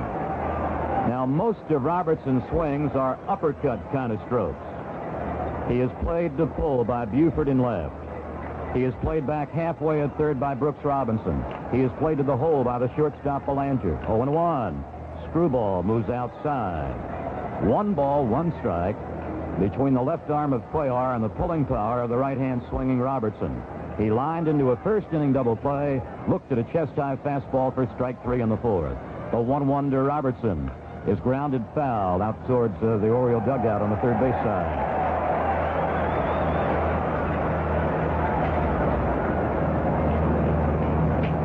Oliver at third, Clemente at second. Pirates leading 1-0. They've got Cuellar against the ropes here in the bottom of the 5th. 1-2. Swing and a miss at a fastball. Robertson strikes out for the second time, and Cuellar gets his 3rd strikeout in the ball game and pulls out of a jam at the end of 5 innings of play. Pittsburgh 1, Baltimore 0. No matter what your game is, there's another game in town. Bowling, it's for everybody. It's easy, it's inexpensive, it's great fun, and it's wonderful exercise. Bowling, it's for everybody. Join the fun. Go bowling. There's no better way to unwind. Remember, there's more room to spare on weekends and daytimes during the week. Bowling, it's for everybody. National Bowling Council, Washington, D.C. Hi, this is Joe Garagiola. There's no business like show business, but when the star is sick, you call in an understudy. The name of this game is temporary help. And in business, the name of temporary help is manpower. Manpower has people with skills that range all the way from typing and filing to bridge building and computer programming. So whenever you need an understudy, call Manpower. Keep up that good workman, Manpower. We pause 30 seconds for station identification. When Messie's Salty Road Splash hits your windshield, and it does, you better have fresh wiper blades going if you want an even chance. And a new pair of Anco Rainmaster blades will take care of anything that globs onto your windshield. They're the blades with real rubber. Look for the big yellow Anco cabinet. It's only a snap of the fingers away in good service stations everywhere. Get the Anco outlook. Anco by Anderson. WNBC, AM and FM, New York. From Pittsburgh with Bill O'Donnell, this is Jim Simpson. Well, yesterday the Pirates left 14 men on base as they lost 11-3. Today they are leading 1-0, but nevertheless they can talk about missed opportunities, win or lose. They have now left 7 men on base as we go to the top of the 6th inning. And here's Bill O'Donnell. All right, Jim, the Oriole pitcher, Mike Cuellar, starts it off, and he takes a high deal from Steve Blass to go ahead ball 1. Cuellar, Don Buford, and Merv Rettenmund, and Pittsburgh is on top 1-0. The next delivery to Cuellar is outside and high. 2 balls and no strikes. A little earlier in the ball game, although he was pitching hitless ball, Blass had some struggling situations with his control. He has given up but 1 base hit and fanned 3. His next delivery to Cuellar is low. So he's given an elevator ride now with his pitches. He's gone up and outside, down and inside to Cuellar to go behind 3 balls and no strikes. Cuellar pulled a pitch and lined it to right fielder Clemente, just inside the right field foul stripe in the third inning. 3-0 by Blass is a strike at Cuellar's knees. Up to the carpet inside the bag at third is Pirate third sacker Pagan. 3 balls, 1 strike to the left-hand swings of Cuellar. The right-hander's 3-1 is ball 4. So Baltimore leads off the top of the 6th inning as Cuellar works against Blass and draws a walk. Walk number 2 issued by Blass. He passed Hendricks with 1 gone in the top of the 2nd. He tickets Cuellar to first base to begin the top of the 6th inning. Now lead off. Batting from the left side against the right-hander Blass, Buford has twice flied to the left fielder. Cuellar's lead at first base, and he's held there by Robertson. The pitch to Buford. Swings and misses. He took the full cut. Pagan a couple of steps inside the bag at third against Buford. Pittsburgh 1, Baltimore nothing. Game 3 and the top of the 6th inning. Clemente in right plays little Buford to pull. Stargell plays Buford over towards left. The 1 striker, but will wait on a move to first base, and Cuellar just gets there ahead of Blass's move to Robertson. Now, the general consensus on the Pirate Ball Club is that 2 fellows on their staff have great moves to first base. A reliever, Moose, and this Pirate starter today, Steve Blass. Blass, 29-year-old right-hander, wound up this regular season in fine style, had trouble in the playoffs against the Giants. The 1-strike pitch. Fanned that and missed again. 0-2 to Buford. Now, Buford is not built on the big side like a right-handed swinging counterpart to the Pirates' Bob Robertson. But much the same as Robertson, Buford's strokes are mostly uppercut strokes. Another toss to first base, and Cuellar is back safely. Still inside the bag, right on the rim of the carpet, despite the fact there are 2 strikes to Buford, is third baseman Pagan. 1 on, nobody out. The 2-striker to Buford is high and outside. 1 ball and 2 strikes. To completely set now the Pirate infield for you, Alley, the shortstop, is shading his glove side to the bag. Second baseman Cash is back about a little bit deeper than halfway. Clemente pulled to right. Oliver shades a bit to right center. In straightaway left against the left-hand batter is Stargell. 1-2 to Buford. He fouls it straight back off his hand. Still a ball and 2 strikes. Here in the top of the 6th inning, after 5 innings plus the leadoff batter Cuellar, the Orioles have only reached a blast for 3 base runners. The walk to Hendricks in the 2nd, the base hit by Brooks Robinson with 1 gone top of the 5th, and the leadoff walk a couple of moments ago to Cuellar. The 1-2 is in the dirt, blocked by Sam Guillen, and Cuellar stays at first base. 2 balls and 2 strikes. Blass for the Pirates during the regular campaign made 33 starts, and that topped the staff. He had 12 complete games, and that topped the Pirates staff. He won 15, he lost 8. As a matter of fact, Steve Blass beat every National League club with 1 exception, San Francisco. Robertson plays back of Cuellar's lead now at first base. On the 2-2er, Buford takes strike 3. It's chewed off the outside corner at Buford's belt. 4 strikeouts. 4 strikeouts for Blass. And the first killing in the top of the 6th inning. It will bring up Merv Rettenmund. Rettenmund has bounced out short to first. He has also flied to right fielder Clemente, and it was just inside the right field line in the 4th inning. Rettenmund right now 3 for 11 in World Series action this year. Cuellar's lead not held by Robertson. A breaking ball snapped back to the mound, fielded by Blass. Makes his toss to first in time to Robertson, and on the tapper in front of the mound, advanced Cuellar to second base. Rettenmund becomes out number 2. At second base is Cuellar with 2 gone, and the batter will be Boog Powell. Powell shows only 1 hit in the World Series so far. He is 1 for 10. He is 0 for 2 today. He has bounced out to second, then looked at an off-speed curve in the 4th inning for strike 3.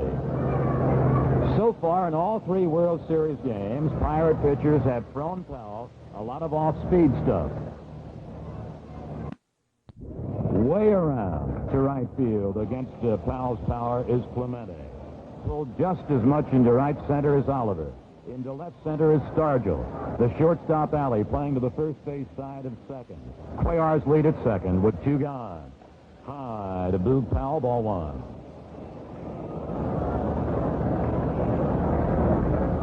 Powell into about mid-August did not have the high average. He was just either a little bit below 200 or slightly above 200.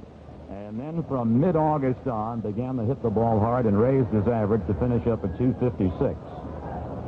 On the ball 1 deal by Blas. Here's a ground ball back of first base, fielded cleanly by Robertson. Runs to the bag for the unassisted putout. Powell and Baltimore have been retired. No runs, no hits, 1 left. After 5.5 innings, Pittsburgh 1, Baltimore nothing. Here's a song that tells you something about a car that's built for you.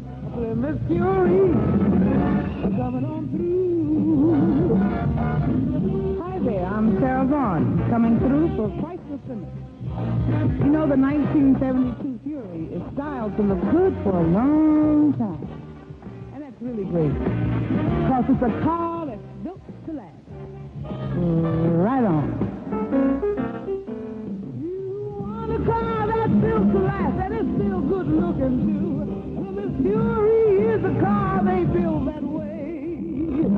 From the inside to the outside, it's a car that's here to stay.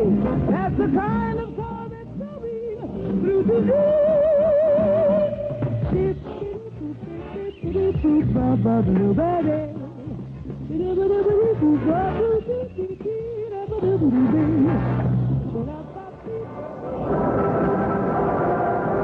You can hardly fault the pitching of Mike Cuellar, the Baltimore pitcher, in a 20-game winner. Cuellar's allowed only 1 run. That was on a base hit and a couple of infield outs back in the first inning. He has been in trouble in the second, again in the fourth, and again in the fifth. But the Pirates are back to their old tricks of yesterday, and that they've left 7 men on. But Steve Blas has been the better pitcher today. He has allowed only 1 base hit. That was in the 5th inning. He has walked 2 men, and the Orioles have stranded all 3 men on deck, on base. And, of course, Blas went in trouble. After walking the pitcher, got the next 3 men, Buford, Retman, and Powell, 1, 2, 3, just as Cuellar, back in the 5th inning, with men at first and third and only 1 out, struck out Stargell and Robertson. Quite a performance. With the Pirates thus far having the edge 1-0. We go to the last of the 6, Sanguillen, Pagan, and Alley, and here's Bill. Sanguillen has flied to right. He has singled to center in this ball game, and after Sanguillen here in the Pirates' 6th inning, Cuellar will also face Pagan and Alley. Sanguillen, right-hand batter, bends at the knees towards the plate. Here's an off-speed curve, fanned at and missed, and here's Sanguillen completely losing his balance. That off-speed curve delivered by Cuellar and missed completely by Sanguillen was that one big pitch that Cuellar used most of the year and had so much success with. He's ahead of Sanguillen 0-1. Rocking back, coming in with his 0-1. The fastball lined right center, base hit. Rettenman running it down, gets to it. Here's Sanguillen going for 2. The throw is late to second base and to the outfield side of second. Sanguillen dove in, arms extended, to get a double into right center and beat the throw by Rettenman. The toss by Rettenman was not on target. It was to the outfield side of the base at second. Sanguillen on a 2-for-3 afternoon. It's the Pirates now getting away quickly in the bottom of the 6th inning on a leadoff 2-bagger. They now have 5 hits off Cuellar. 3 of the 5 have been doubles by Cash, by Pagan, and now this one by Sanguillen to right center. Here's Pagan with a 2-bagger and his sky to center as Cuellar works him in the dirt, ball 1. Pagan is 1 for 6 in this World Series. In early August, he came out of the Pirate uniform because he was hit on the arm and broke his left arm. Cuellar setting, looking back, comes in, and he's got a foul tip strike now to Pagan. He tries to check his swing, and the ball foul tipped right back into Hendrick Smith. 1 ball and 1 strike. Foul a couple of steps inside the line at first and playing Pagan halfway. Brooks Robinson at the other corner is just inside the line and close to the bag. Sanguillen at second base and nobody out in the bottom of the 6th inning. 1-1er. is a strike at the knees of Pagan. 1 ball and 2 strikes. The Pirates have picked on Cuellar for base hits in the 1st, 2nd, 4th, and 5th, and now a leadoff double stroked by Sanguillen. Pirates are leading 1-0. Cuellar's set right down to the belt. His 1-2 pitch is fouled off to the left of home plate. So the count rides now between Cuellar and Pagan at 1-2.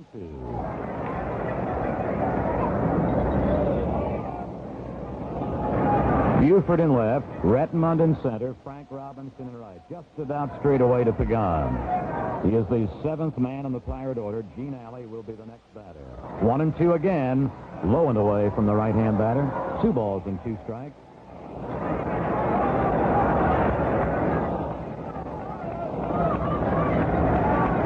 Cuellar skating a bit on thin ice here in the bottom of the 6th inning, giving off the leadoff 2-bagger to Sanguillen. 2-2er. Is grounded foul over towards Baltimore's third base dugout. So Pagan and Cuellar stay at 2-2. Pagan is not known as a power stroker. He had 5 homers for the year, 15 runs batted in, and batted at .241. Second base umpire Jim Odom just called time, and now he has waved the ball game to continue. Sanguillen inches off second base, not being bothered by the shortstop, Belanger. 2-2. Pagan, line drive, base hit, left field. Sanguillen turns third, comes on to score, and the Pirates go ahead 2-0 on the single pulled to left field by Pagan. Pittsburgh 2, Baltimore nothing in the bottom of the 6th inning. For the first time in the game, the Pirates have 2 hits in an inning. And they get them back-to-back on a double by Manny Sanguillen and a left field single by Pagan. Pagan on a 2-for-3 day strokes over Sanguillen, and the Bucks lead 2-0. And here's Gene Alley, the shortstop. Alley has walked and bounced out. The set in Cuellar's pitch with the runner going is fouled off to the right of home plate. Left-hander Grant Jackson begins to warm in the Oriole bullpen. Jackson, former National Leaguer and a left-hander, warming in Baltimore's bullpen along with right-hander Dave Leonard.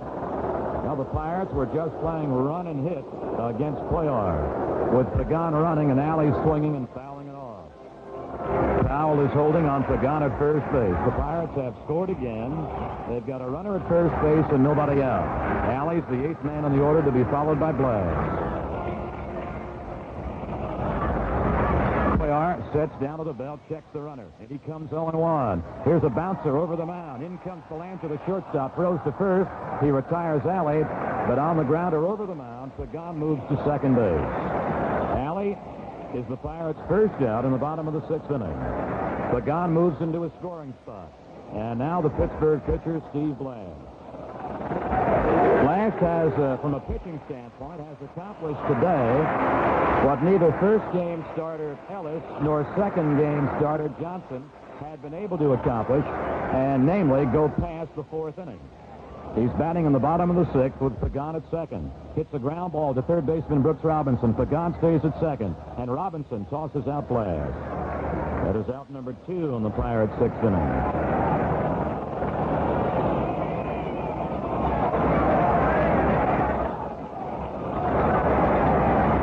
Pittsburgh leadoff man comes up, Dave Cash. He pulled a double inside the line at third in the 1st inning, scored the run when Clemente's ground ball and forced play enabled him to score from third. Since then, Cash has skied to center twice, both times to Rettenmund. Well, down through recent years, a lot of Pirate young hopefuls have tried to take the second base job away from Bill Mazeroski. And finally, somebody did. And it's this young man, Dave Cash. Pagan at second base, and 2 are out. Cuellar to the plate, and he's low, and the ball just pops out of Hendrick Smith. Moves about 2 or 3 feet to the left of home plate, and Pagan remains at second. Sanguillen's 2-bagger here in the 6th. To start it off, followed by Pagan single to left, got the Pirates their second run. Pittsburgh 2, Baltimore nothing in the Pirates' 6th inning. Set to the belt. His 1-0 is outside low to the right-hand batting Cash. 2 balls and no strikes. Cash, as a high schooler, years ago in central New York, in Utica, New York, an outstanding basketball and baseball prospect, decided on baseball with the Pirates. 2-0 is off the outside corner. 3 balls and no strikes. Cash now gives that hit-or-take look to his third base coach, Frank Osiak. And with 3-0 and first base open, they're going to walk him intentionally. They pitch way outside to go against Al Oliver, the left-hand batter, instead. 5 walks given up by Cuellar. 5 walks in 5 2/3 innings. Staying at second base, Pagan. So after Cuellar was way back of Cash at 3-0, he got instructions from Earl Weaver at the Baltimore dugout to put Cash on and not give him anything too fat on 3-0. Al Oliver is up. Safe on a throwing error by Powell in the first inning. Fouled out to left fielder Buford in the third. He was a Cuellar walk in the 5th inning. Now Oliver way off the plate. Runners at first and second, and 2 are gone. Breaking ball snaps outside. 1 ball and no strikes. Oliver, for the most part this year, was played by Danny Murtaugh at first base and center field. He's in center field this afternoon. 1-0. He pops it up foul down the third base side towards the seats. Brooks Robinson moving that way, but it's out of play. That was about 10 rows back in the seats, down from Baltimore's third base dugout. So the count is 1 ball, 1 strike to Al Oliver. Early in the campaign, Oliver was not driving over too many Pirate runs, but he beefed up the RBI production late in the season. He takes low and outside, and Hendricks has to dive down to one knee. 2 balls and 1 strike. The Pirates have Cash anchored at first, plus Pagan at second. They've gone ahead 2-0 here in the bottom of the 6th inning. They're batting Oliver with 2 gone. And Cuellar's 2-1 deal is fouled away down the left field side. 2 balls, 2 strikes, 2 on, 2 out, and a Pirate 2-0 lead. Well, yesterday at Baltimore, a ball game that featured 14 runs and 22 base hits. Today, 7 base hits and a 2-0 Pittsburgh lead in the 6th inning. 2-2 coming in. Breaking ball, cut out and missed, and Oliver strikes out. Cuellar gets his 4th strikeout, but the Pirates get their 2nd run at the end of 6 innings of play. Pittsburgh 2, Baltimore nothing. Can't worry about it. Too much driving to do. Can't have a car that's not running right. You know, a lemon. A lemon. Maybe you've got one. Then again, maybe what you've got is a dirty carburetor. I took it into the station, and the guy says nothing wrong with this car. A can of STP gas treatment couldn't fix.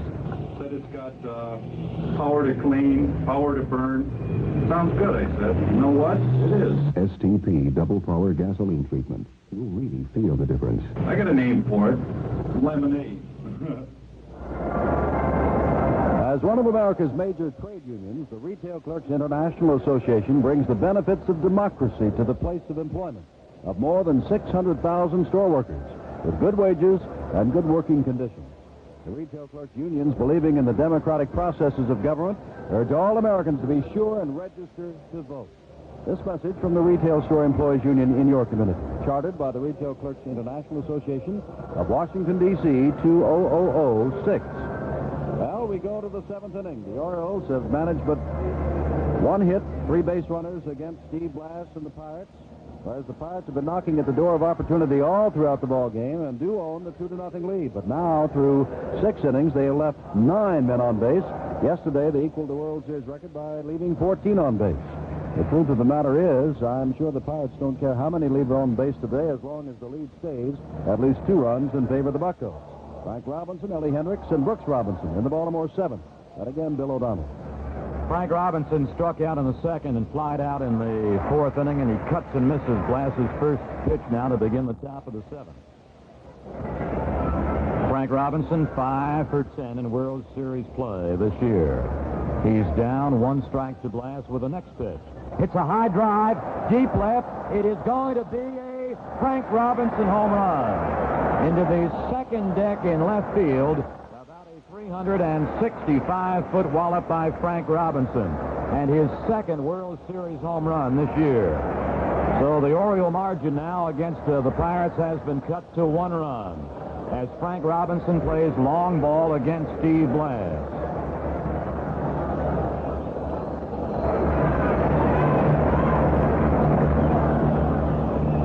The Pirates, incidentally, have made a defensive switch here in the top of the 7th inning. They have Jackie Hernandez at shortstop replacing Alley.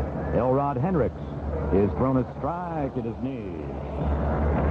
Frank Robinson, who had a home run in Game 1 of the World Series, now gets one more in Game 3. The 1-strike pitch, ground foul down the first base side. Again repeating, Hernandez is the Pirates shortstop here in the top of the 7th, replacing Alley. Frank Robinson has just broken apart Blass's shutout performance in the top of the 7th inning with a left field home run. The 2-striker to Hendricks. He checks his swing and fouls it off. It comes screaming over the Oriole dugout. Still 0-2 to Elrod Hendricks. Blass walked him in the 2nd on a 3-2 pitch and then struck him out in the 5th inning. Pittsburgh 2, Baltimore 1. Top of the 7th inning. Blass starts to fire. 0-2 zipped in. A changeup, fanned at, missed, dropped by Sanguillen. Then he makes the tag on Hendricks along the foul line. 5 strikeouts for Blass. And the first out in the top of the 7th inning.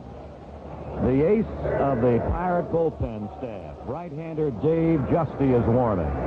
Now the Baltimore batter with a run home on a Frank Robinson homer, and 1 out in the 7th is Brooks Robinson. He had the first hit off Blass in the 5th inning with 1 out. Blass to his windup, throwing a strike above the knees. Blass has given up only 2 base hits. 0-1 to Brooks Robinson. Swing and a foul tip comes popping out of Sanguillen's mitt. 0-2 to Brooks Robinson. Brooks Robinson, 5 for 9 in World Series play this year. Nobody on. 1 out. A run home in the top of the 7th. 0-2. Swing and a miss. Brooks Robinson strikes out. So Blass, after giving up the home run to Frank Robinson, just tightens up on that belt buckle. He fans Hendricks. He strikes out Brooks Robinson. He now totals 6 strikeouts in the ball game, and he'll now meet Dave Johnson. Johnson flied to center in the 2nd. Rolled into a fielder's choice in the 5th inning. Blass to Johnson way outside with a breaking ball. 1 ball and no strikes. Johnson the batter, Belanger's on deck. Justy continues to warm in the Pirate bullpen. Blass's 1-0 move to Johnson. Foul to the netting. 1 ball and 1 strike.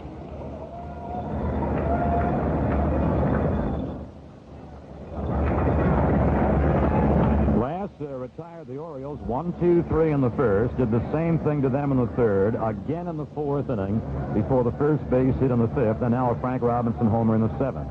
1-1 to Davy Johnson. Breaking ball off the outside edge. Sanguillen thought it fit the corner, and Blass also thought he'd shoot off that outside corner. 2 balls and 1 strike to Johnson. I guess the best way to describe Johnson would be over the last 3 seasons, Mr. Consistency. The 2-1 pitch to Johnson. Ground ball chopped wide of 3rd, backing up. Hernandez pulls it down, hurries to throw in time. It gets to Bob Robertson to retire Johnson. So the Orioles started off the top of the 7th inning with a solo home run by Frank Robinson. In the middle of the 7th inning, it's Pittsburgh 2, Baltimore 1. Gillette Foamy says, Be an old smoothie, be an old softy. Your beard's like putty in the hands of a green like me. I'm a rich shave cream, #1 shave cream. I'll shave you clean and close, try and see.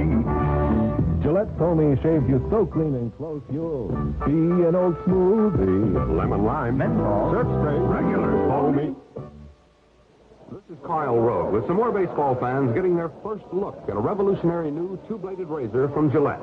The new Gillette Track 2 twin-blade shaving system. I think it's a bit of a unique idea. I've never heard of anything like it. You might get less cuts with 2 blades instead of having to press to get at the hairs that you miss on your face. It's probably give you a better shave than razor with 1 blade.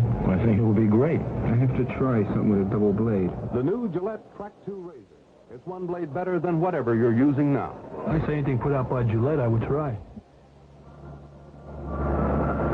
Back in Pittsburgh for the last of the seventh, Clemente, Stargell, and Robertson for the Buccos, who had a 2-0 lead, and as they had a 3-0 lead on Saturday in the first game, Frank Robinson came up and hit a home run to make it 3-1. The Orioles went on to win that ball game. They snatched a 2-0 lead here, and Robinson led off the seventh inning with a home run to make it 2-1. So it's not over yet. Cuellar and Blast, the starters, are still in there, with the fourth game of this series due tomorrow night. Shortly after 8 o'clock, Pat Dobson will go for Baltimore, another one of their 20-game winners, the fourth. And Luke Walker, a left-hander, will be going for the Buccos of Pittsburgh. But right now, this game is 2-1. Roberto Clemente is the batter to lead off the Pittsburgh seventh. And here's Bill. And Jim DeClemente, who has hit in 10 straight World Series games as a result of that fifth-inning base hit to center field. Clemente, Stargell, Robertson, the beef of the Pirate attack in the seventh. Fastball is fouled straight back towards our NBC booth. Strike one to Roberto Clemente. You know, baseball people talk around the all-around ball player. Clemente might be right at the top of the list. He runs well. Naturally, he hits the ball well, and he feels well. He does everything outstanding, despite the fact he is 37 years of age. Deep to the box on Cuellar's next pitch. Off-speed curve, tap to the mound. Off the glove of Cuellar, recovers, turns, pulls Powell off the bag, and safe at first base is Clemente. Clemente checked his swing. It trickled back a little bit to the third base side of the mound. Cuellar stuck the glove down. It came out of the glove. He did recover in time, turned, threw to Powell. He pulled him to the outfield on the fair side of the bag, and Clemente is safe. Cuellar, I would figure, would be charged with a throwing error to give Clemente a life. Cuellar charged with a throwing error. Here's Willie Stargell, and he'll wait as Cuellar makes a move to Clemente's lead at first base. That is Baltimore's third error in this third game of the World Series. Stargell takes way outside, ball one. Stargell is hitless today, but he has twice been a base runner, picking up walks against Cuellar in the first and fourth, striking out in the fifth. Clemente leading at first base. Inside and high. 2 balls and no strikes to Stargell.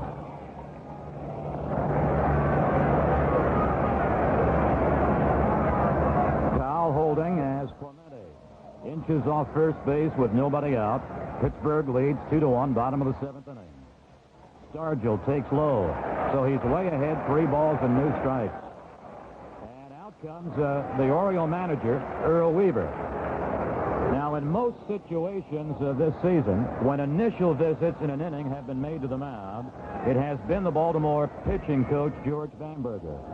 But during the playoff series, the Oriole pitching coach, George Bamberger, came down with the back pains and chest pains, was forced to be hospitalized in a Baltimore hospital, and has not been with the Orioles since. He is still hospitalized in Baltimore. With Cuellar struggling against Stargell, 3 balls and no strikes. Baltimore's bullpen is active with big right-hander Tom Dukes. Cuellar to Stargell, 3-0. That's ball 4. It advances Clemente to second. Stargell occupies first. Nobody's out. And the batter will be Bob Robertson. 6 walks issued by Cuellar. And he's yet to retire a batter here in the bottom of the seventh inning. Clemente at second, Stargell at first. Pittsburgh ahead by 1 run, 2-1. Robertson has not had at the moment a good day. He has lined into a double play, twice has failed. Clemente inches off second. Stargell gets his lead at first. Robertson taking high, ball 1.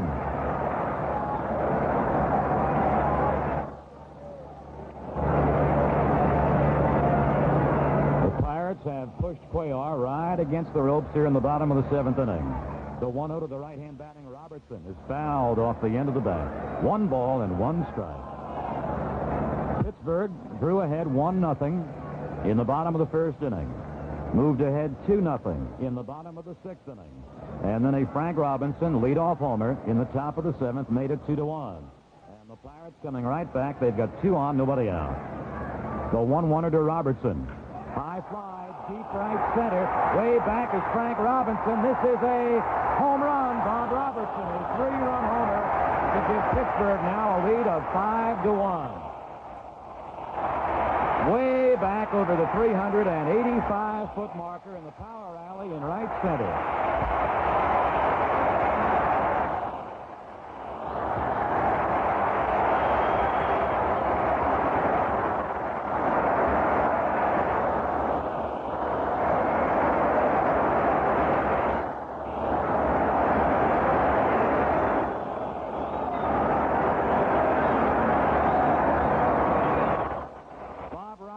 Had not had a World Series hit. He had gone 0 for 9. And his first World Series base hit is a 3-run homer. It plates Clemente ahead of him plus Stargell. A 3-run Robertson wallop also knocks out Mike Cuellar, and Earl Weaver is going to his Baltimore bullpen. Here in the bottom of the 7th inning, Clemente reached on a tapper to the mound. Cuellar threw the ball to Powell and pulled him off the bag, and Clemente was safe on the throwing error. Then Cuellar walked Stargell on 4 pitches and just gave up an opposite field 3-run homer to Robertson. Right now, we pause 30 seconds for station identification. Only logical that Anco, makers of the finest windshield wipers, should come out with the finest windshield washer solution for winter driving. They did, and they call it Anco Windshield Washer Antifreeze. It'll keep your windshield clear even in below-zero weather. So before Old Man Winter does it to your windshield, look for the yellow Anco cabinet in good service stations everywhere. Get yourself some Anco Windshield Washer Antifreeze. Anco by Anderson. WNBC, AM and FM, New York. Again from Pittsburgh with Bill O'Donnell, this is Jim Simpson, and for the first time in the 1971 World Series, the Pirates have pushed themselves over that 3-run mark. They lost the first game 5-3, the second game yesterday 11-3, but now they have a 5-1 lead. A lead of 4 runs. Mike Cuellar, the left-hander, the screwball pitcher, has worked 6 innings plus, given up all 5 runs, 4 of which were earned. The 5th is unearned, and Cuellar brought that on himself on the throwing error on Clemente's little bouncer that started the 7th inning. He surrendered 7 hits, struck out 4, and walked 6. So Cuellar went down the drain by throwing the ball away on a Clemente bouncer that put Clemente on, walking Stargell, so he put him on himself, and then Bob Robertson got the opposite field home run, and suddenly a 2-1 ball game becomes 5-1 Pittsburgh, and the Pirates threatening to win this 3rd game and get back in the series. Tom Dukes now on the mound, 5-4 for the year, 3.52, first appearance in the series. Manny Sanguillen hits a ground ball foul down the third base side. Right-hander Tom Dukes, who was part of a winter deal, which brought Pat Dobson, another right-hand pitcher, with him from San Diego to Baltimore in exchange for, among others, Tom Phoebus. Dukes this year, strictly in relief, made 28 appearances, won 1 and lost 5. 0-1, swing and a miss at a hard breaking ball. Dukes seldom will change up on batters. Most everything he throws, he whips in hard, fastballs and hard curves. He's ahead of Manny Sanguillen, the right-hand batter, 0-2. The winding Dukes with his 2-strike pitch. Inside high, right over the head of the ducking Sanguillen. Pittsburgh 5, Baltimore 1 in the Pirates' 7th inning on the 3-run homer by Bob Robertson. 1-2 by the fast-working Dukes. Breaks it off outside. 2 balls and 2 strikes. 5 runs, 7 Pirate hits, 1 run, 2 Oriole hits. 2-2 are on the way by Dukes to Sanguillen. Here's a high drive, right field. Frank Robinson in front of the warning track in right, and Frank Robinson for out number 1. Sanguillen is retired for the first Pirate out in the bottom of the 7th inning. And now to Jose Pagan. He has doubled and singled in 3 trips and knocked over the Pittsburgh run in the 6th inning with a base hit pulled to left. Sanguillen just retired on a fly ball to right on the heels of Bob Robertson's 3-run homer. Dukes delivers. Fly ball, left field. Buford coming on, and Buford makes the shoulder high catch. Pagan is quickly retired. 2 away in the Pirates' 7th inning.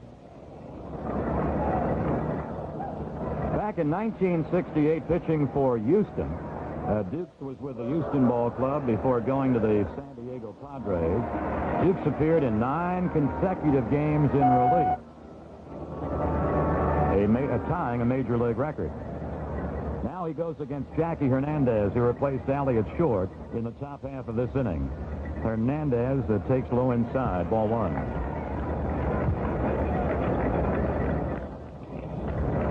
Hernandez, in 2 previous games of this series, a hit in 5 trips. The 1-0 by the right-hander Dukes. Here's a ground ball to third. Digging it out, Brooks Robinson, and he throws out Hernandez for the final out. But the Pirates get 3 big runs on the 3-run homer by Bob Robertson at the end of 7 innings of play. Pittsburgh 5, Baltimore 1. Men and women bowl in league play every week. It could be the lively competition to put your team on top. It could be having a congenial group to bowl with every week. It could be trying a little harder when your team needs that important mark. If you're a league bowler now, you know it's all this and more. And if you're not a league bowler now, join up at your nearby bowling center. There's a league and a time for everybody. When you're in a league, bowling is a whole new game. Now the hard shell finish of turtle wax is even harder. This year the turtle has a harder shell than ever. The only thing that gets through is sunlight, Mama. Liquid or cream car wax. The turtle goes on easy and stays on hard. Now the hard shell finish of turtle wax is even harder. New improved turtle wax. Anything else is mock turtle. For the first time in the 1971 World Series, it's the Pittsburgh Pirates who appear to be in complete control. They've got a 4-run lead, which means that the tying run can come to the plate, but not the winning run. Steve Blass has been near perfection, giving up only 2 hits and 1 run. He'll face the bottom of the batting order now, and you can bet if Blass gets in any trouble at all, Dave Justy, with those 30 saves in the regular season and 3 in the playoff championships, will come on in a hurry. Top of the 8th inning, Mark Belanger, and here's Bill O'Donnell. All right, Jim, Steve Blass in Pittsburgh with a lead of 5-1. In the top of the 8th inning, Belanger starts it off against the Pirate right-hander. Blass whips it in, and he snaps it in for a knee-high strike. Belanger has popped up and grounded into a force play. Dukes is due next, but Schulpe has come out on deck. The 0-1. Strike burns it on the outside corner. Oh, he's gone with a hard slider and the heat to get 2 strikes ahead of Belanger. Pittsburgh's lead is 5-1. It had only been 2-1 until Robertson's 3-run blast. The 0-2 on the way, outside and low. 1 ball and 2 strikes.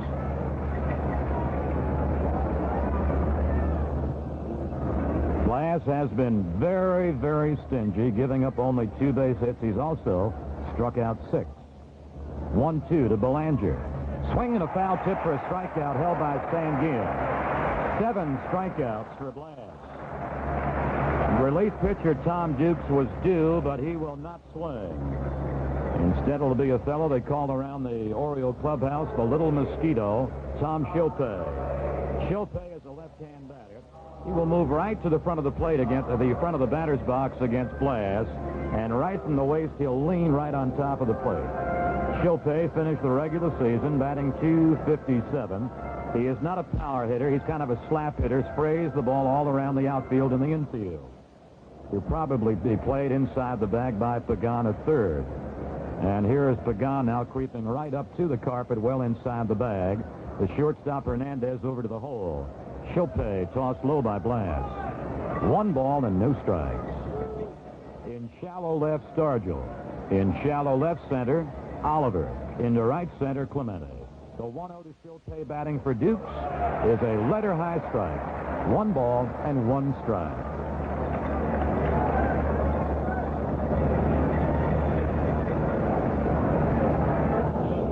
He was wind up rapidly. Issues the 1-1, which is inside and low.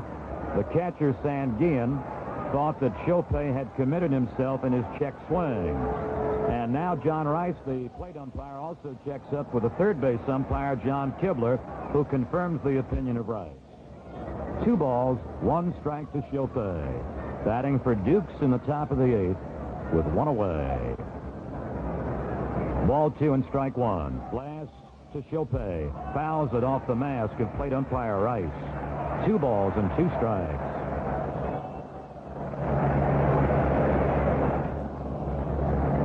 Glass did not have a very successful playoff series against San Francisco, but he did have a strong regular season finish. 2-2 to Shilpe. Ground ball right to the mound, speared by Blas, and he throws out Shilpe for out number 2. Shilpe, batting for Dukes, has bounced out to the first base side of the mound. Blas to Robertson. So Blas has cut down the first 2 in the top of the 8th. Since the home run to begin the top of the 7th by Frank Robinson, he has also retired now 5 in a row. At one point in the middle of the ball game, Blas had retired 9 in a row. To the leadoff man, Don Buford. He has to twist out of there. It's hit high and tight, ball 1. 1 ball, no strikes to Buford. Buford, twice as skied to left field as Stargell, has also looked at strike 3. Blas 1-0. Changes up, and he's got the strike. Blas does not have the straight change. He's got the change off his curveball, plus the fastball, which moves around, and the hard slider. 1-1. Change curve is high. So he came back with the same pitch to Buford, but kept it upstairs. 2 balls and 1 strike.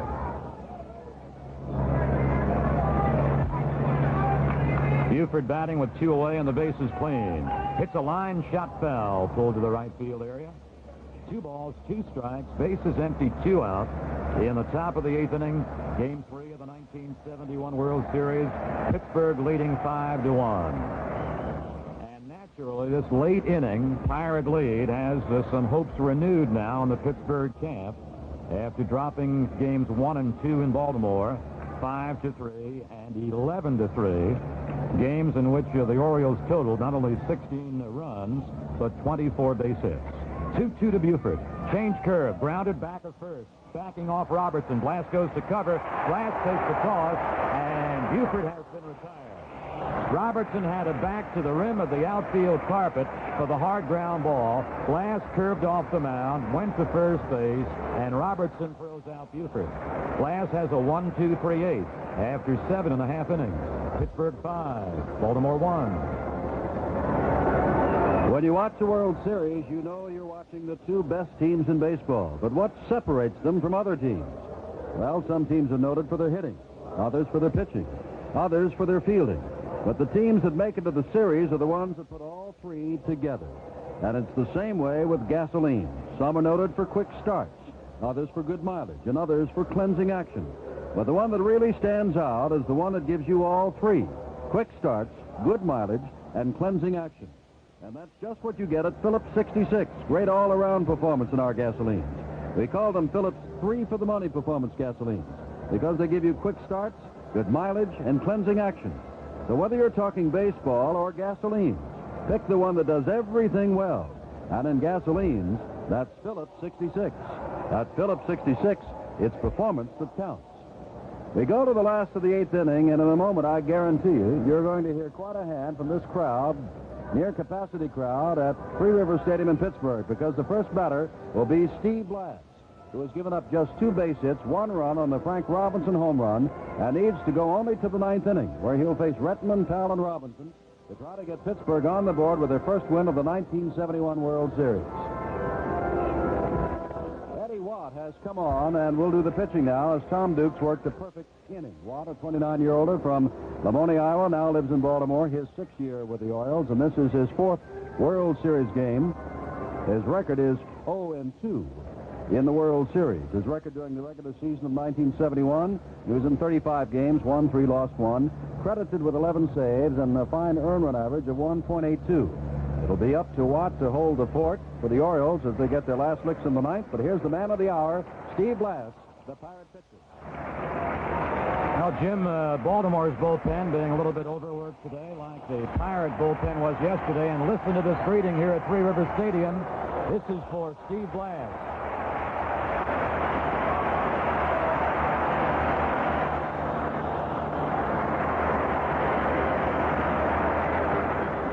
Most of the crowd of around 50,000 just starting now to sit down after greeting Steve Blas, who will bat against Eddie Watt to begin the Pirates' 8th inning. Blast 0 for 3. Right-hander Watt throws outside, ball 1. Watt is primarily a fastball and slider reliever. He had the top earned run average on the Oriole pitching staff. His 1-0 to Blast is fouled away off the thumb, straight off to the right. 1 ball and 1 strike to Blast. In the Pirate 8th, Blast plus Cash and Oliver. 5 runs, 7 hits for Pittsburgh. 1 run, 2 hits for Baltimore. 1-1. It's low, 2 balls and 1 strike. Cash will bat next. Oliver impatiently waiting back in the dugout. 2-1 coming on. It's strike 2 called at the letters. 2 balls and 2 strikes.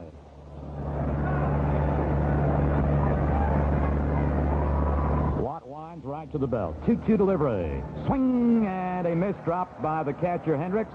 He throws to Powell at first base in time for the putout. So give Watt a strikeout, give Powell the putout at first base, and also provide the catcher Hendricks now with an assist. Watt strikes out the first man he meets in relief, pitcher Steve Blast. And now the top of the Pittsburgh order, second baseman Dave Cash. He's been What does the Boeing 747, the Douglas DC-10, and the Lockheed 1011 have in common? I'll tell you. Anco windshield wipers. The same precision and care go into the Anco Rainmaster wiper blades for your car. So if your wipers are streaking your windshield, have them replaced now. Look for the big yellow Anco cabinet in better service stations everywhere. For the first time in World Series play, a game under the lights here in Pittsburgh. Pat Dobson against Pittsburgh's Luke Walker. Inside, and it backs Cash away. The right-hander Watt against the right-hand whips of Dave Cash. The 1-0 by Watt. High fly into left field. Buford to his glove side is there. He's got it measured. And Buford for out number 2. 2 up and 2 down against reliever Ed Watt in the Pirate 8th inning. And now to Al Oliver. Oliver was safe on a foul throwing error in the first inning. Has since fouled out, walked, and fanned. Today's third game attendance here at Pittsburgh just announced at 50,403. Al Oliver, left-hand batter to the front of the box against right-hander Watt, and he throws him outside. Foul deep at first, just 1 good stride inside the foul line. Johnson at second base, back towards the rim of the outfield carpet. The 1-0 by Watt is a strike. He gets the outside corner to the belt of Oliver. 1 ball and 1 strike. Pittsburgh is leading 5-1 in the bottom of the 8th inning. In the dirt, 2 balls and 1 strike. Game time tomorrow night for Game 4 of the 1971 World Series will be at 8:15. Watt 2-1ing Oliver. He hits a high pop-up to the right side of Baltimore's infield. Dave Johnson waves off everybody, and Dave Johnson for the 3rd out. So at the end of 8 innings of play in Game 3 of the World Series, it's Pittsburgh 5, Baltimore 1.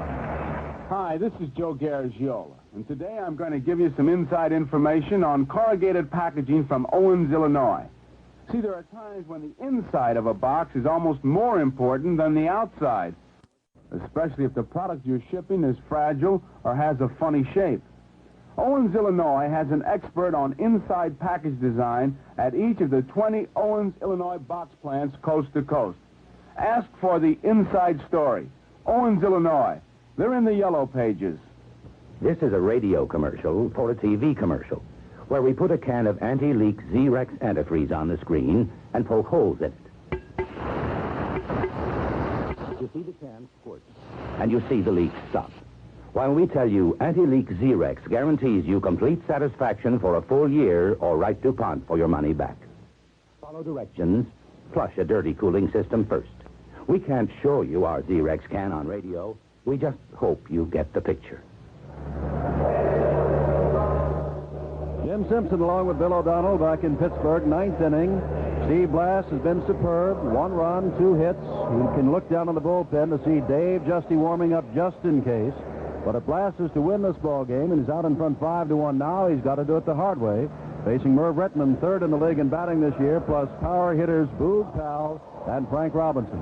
He owns the 4-run lead. The Pirates are just 3 outs away from their first series victory. And here's Bill. Well, Merv Rettenmund now starts. Well, the Orioles hope can be a productive ninth inning, and Blass works him high, ball one. Yesterday in Baltimore, Murtaugh had to go to his bullpen 5 times. He had to lift Johnson and follow him with Keeson, Moose, Beal, Miller, and Justy. He has not had to go to his bullpen yet today. Blass 1-0 Merv Rettenmund, and suddenly time has been called by the plate umpire, John Rice. Rettenmund has bounced to short, has skied to right, and bounced to the mound. Rettenmund had the big wallop in the first game Baltimore win, a 3-run homer. 1-0. Slider low. 2 balls, no strikes to Rettenmund. Without any exaggeration, you could put Rettenmund in the class of the typical All-America boy. 2-0. That's the strike by Blass. 2 balls and 1 strike. Rettenmund, a graduate of Ball State, not only a great baseball player at Ball State, but also an outstanding football player. Right-hander Blass to the right-hand swings of Rettenmund. Swing and a miss at the slider. Blass has not had today one good pitch. His slider's been a good pitch. His fastball has been moving a good pitch, and also a change curve. On some afternoons, hot pitchers will have just, one great pitch. But he's been good with all 3 of his. 2-2 to Rettenmund, starting the top of the ninth. Strike 3, outside corner. He got Rettenmund looking with the fastball. 8 strikeouts for Blass. Blass's strikeout high in a ball game this year was in late May when he fanned 11 Cincinnati Reds. Here in Game 3 of the 71 World Series, he has 8 strikeouts against the power of Baltimore. Now he goes against the power of Powell. And he's kept Powell off the bases today. Powell is 0 for 3. Strike with the slider. He just knocked off the inside corner, kept it down, and kept it at Powell's knees. Powell is one of Blass's 8 strikeout victims this afternoon. Pittsburgh is leading 5-1 with 1 out in the top of the ninth. The next delivery by Blass. Changeup is fanned out and foul tip. And as Powell swung through the ball and just got a little piece of it, he dropped the bat, and normally when Powell misses pitches or just gets a little bit of it, it sort of makes that tender right hand of his that much worse. Powell has torn fibers on the back of the right hand. Powell 2 strikes down to Blass with 1 gone here in the top of the ninth. Base is clean. Here's the next delivery. Low fastball, 1 ball and 2 strikes. Look at Hernandez, the shortstop. He's not just a little bit back of second base with the overshifted Pirate infield. He's a good 2 steps back on the outfield carpet. Now, we say carpet rather than grass because the field here at Pittsburgh is tartan turf. 1 out. Powell on the 1-2 by Blass. Takes outside. 2 balls and 2 strikes. All alone on the left side of the Pirate infield is third baseman Pagan. The outfield has turned and pulled to right against Powell. Powell in World Series play at the moment is 1 for 11. The 2-2 delivery by Blass. Fouled on the ground back of the plate. Now the Pirates, honestly, and I'm sure they'd be the first to admit it, suffered a humiliating defeat yesterday, 11-3. I'm sure people, especially around Pittsburgh, remember humiliating defeats, if you can call them that, in the 1960 World Series when the Yankees beat the Pirates 16-3 and 12-0. But the Pirates won that World Series. 2-2. High drive, way back into right center. Oliver's at the warning track. He's at the wall, reaches up and one-hands it right at the wall in deep right center. Powell with a long drive, but couldn't get it out of the ballpark. Oliver one-handed it right back by the wall in right center. So there are 2 gone in the top of the ninth inning. Frank Robinson, who has provided Baltimore with its only run, a leadoff 7th inning homer, and who during the 1971 regular season became only one of 11 major leaguers to hit 500 or more home runs. 2 gone, bases are empty. Fastball backs Frank away. He was jammed into his letters. Now, Blas threw very hard to start the ball game. He is throwing just about as hard late in the ball game. Winding, dealing, 1-0. He's low to Frank Robinson, 2 balls and no strikes. The one question about some pitchers when they start to throw extremely hard early in a ball game is how well they pace themselves and how strong they can remain through the closing innings. The 2-0 to Frank Robinson. Strike, letter high, 2 balls, 1 strike.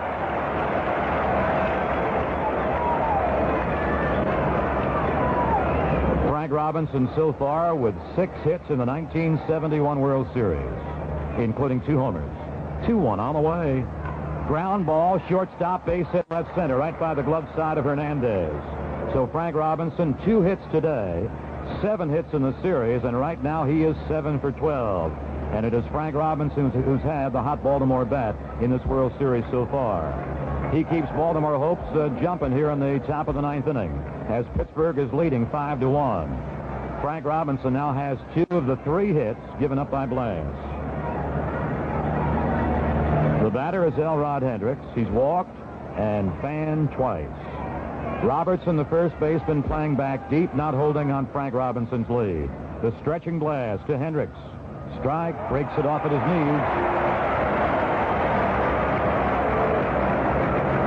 Pittsburgh lost the first game of this World Series 5-3. Lost game 2, 11-3. Leads here in Pittsburgh back home in the 9th inning, 5-1. 1 strike pitch to Hendricks. Off-speed curve popped up down the left field foul line. Chasing it is Pagan in foul ground. Reaches out and can't get to it. It 1-hops into the left field seats. It's 2 strikes to Hendricks after the 2-out single to Frank Robinson.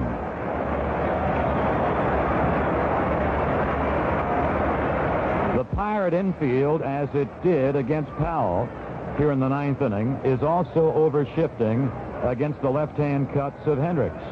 Playing shortstop Hernandez to the first base side of second. Not quite as deep to the outfield carpet as Hernandez had been against Powell. He's about 1 step back on the carpet. Cash, the second baseman, right on the rim of the outfield carpet. Deep at first base, close to the foul line, is Robertson. Way back of Frank Robinson's lead. Blas ahead of Hendricks, 0-2 with 1 on and 2 gone. His delivery. Line drive, 1 hopping into Cash's glove at second base. Cash throws out Hendricks, and the Pirates have won Game 3 of the 1971 World Series. They win it behind Steve Blas 5-1.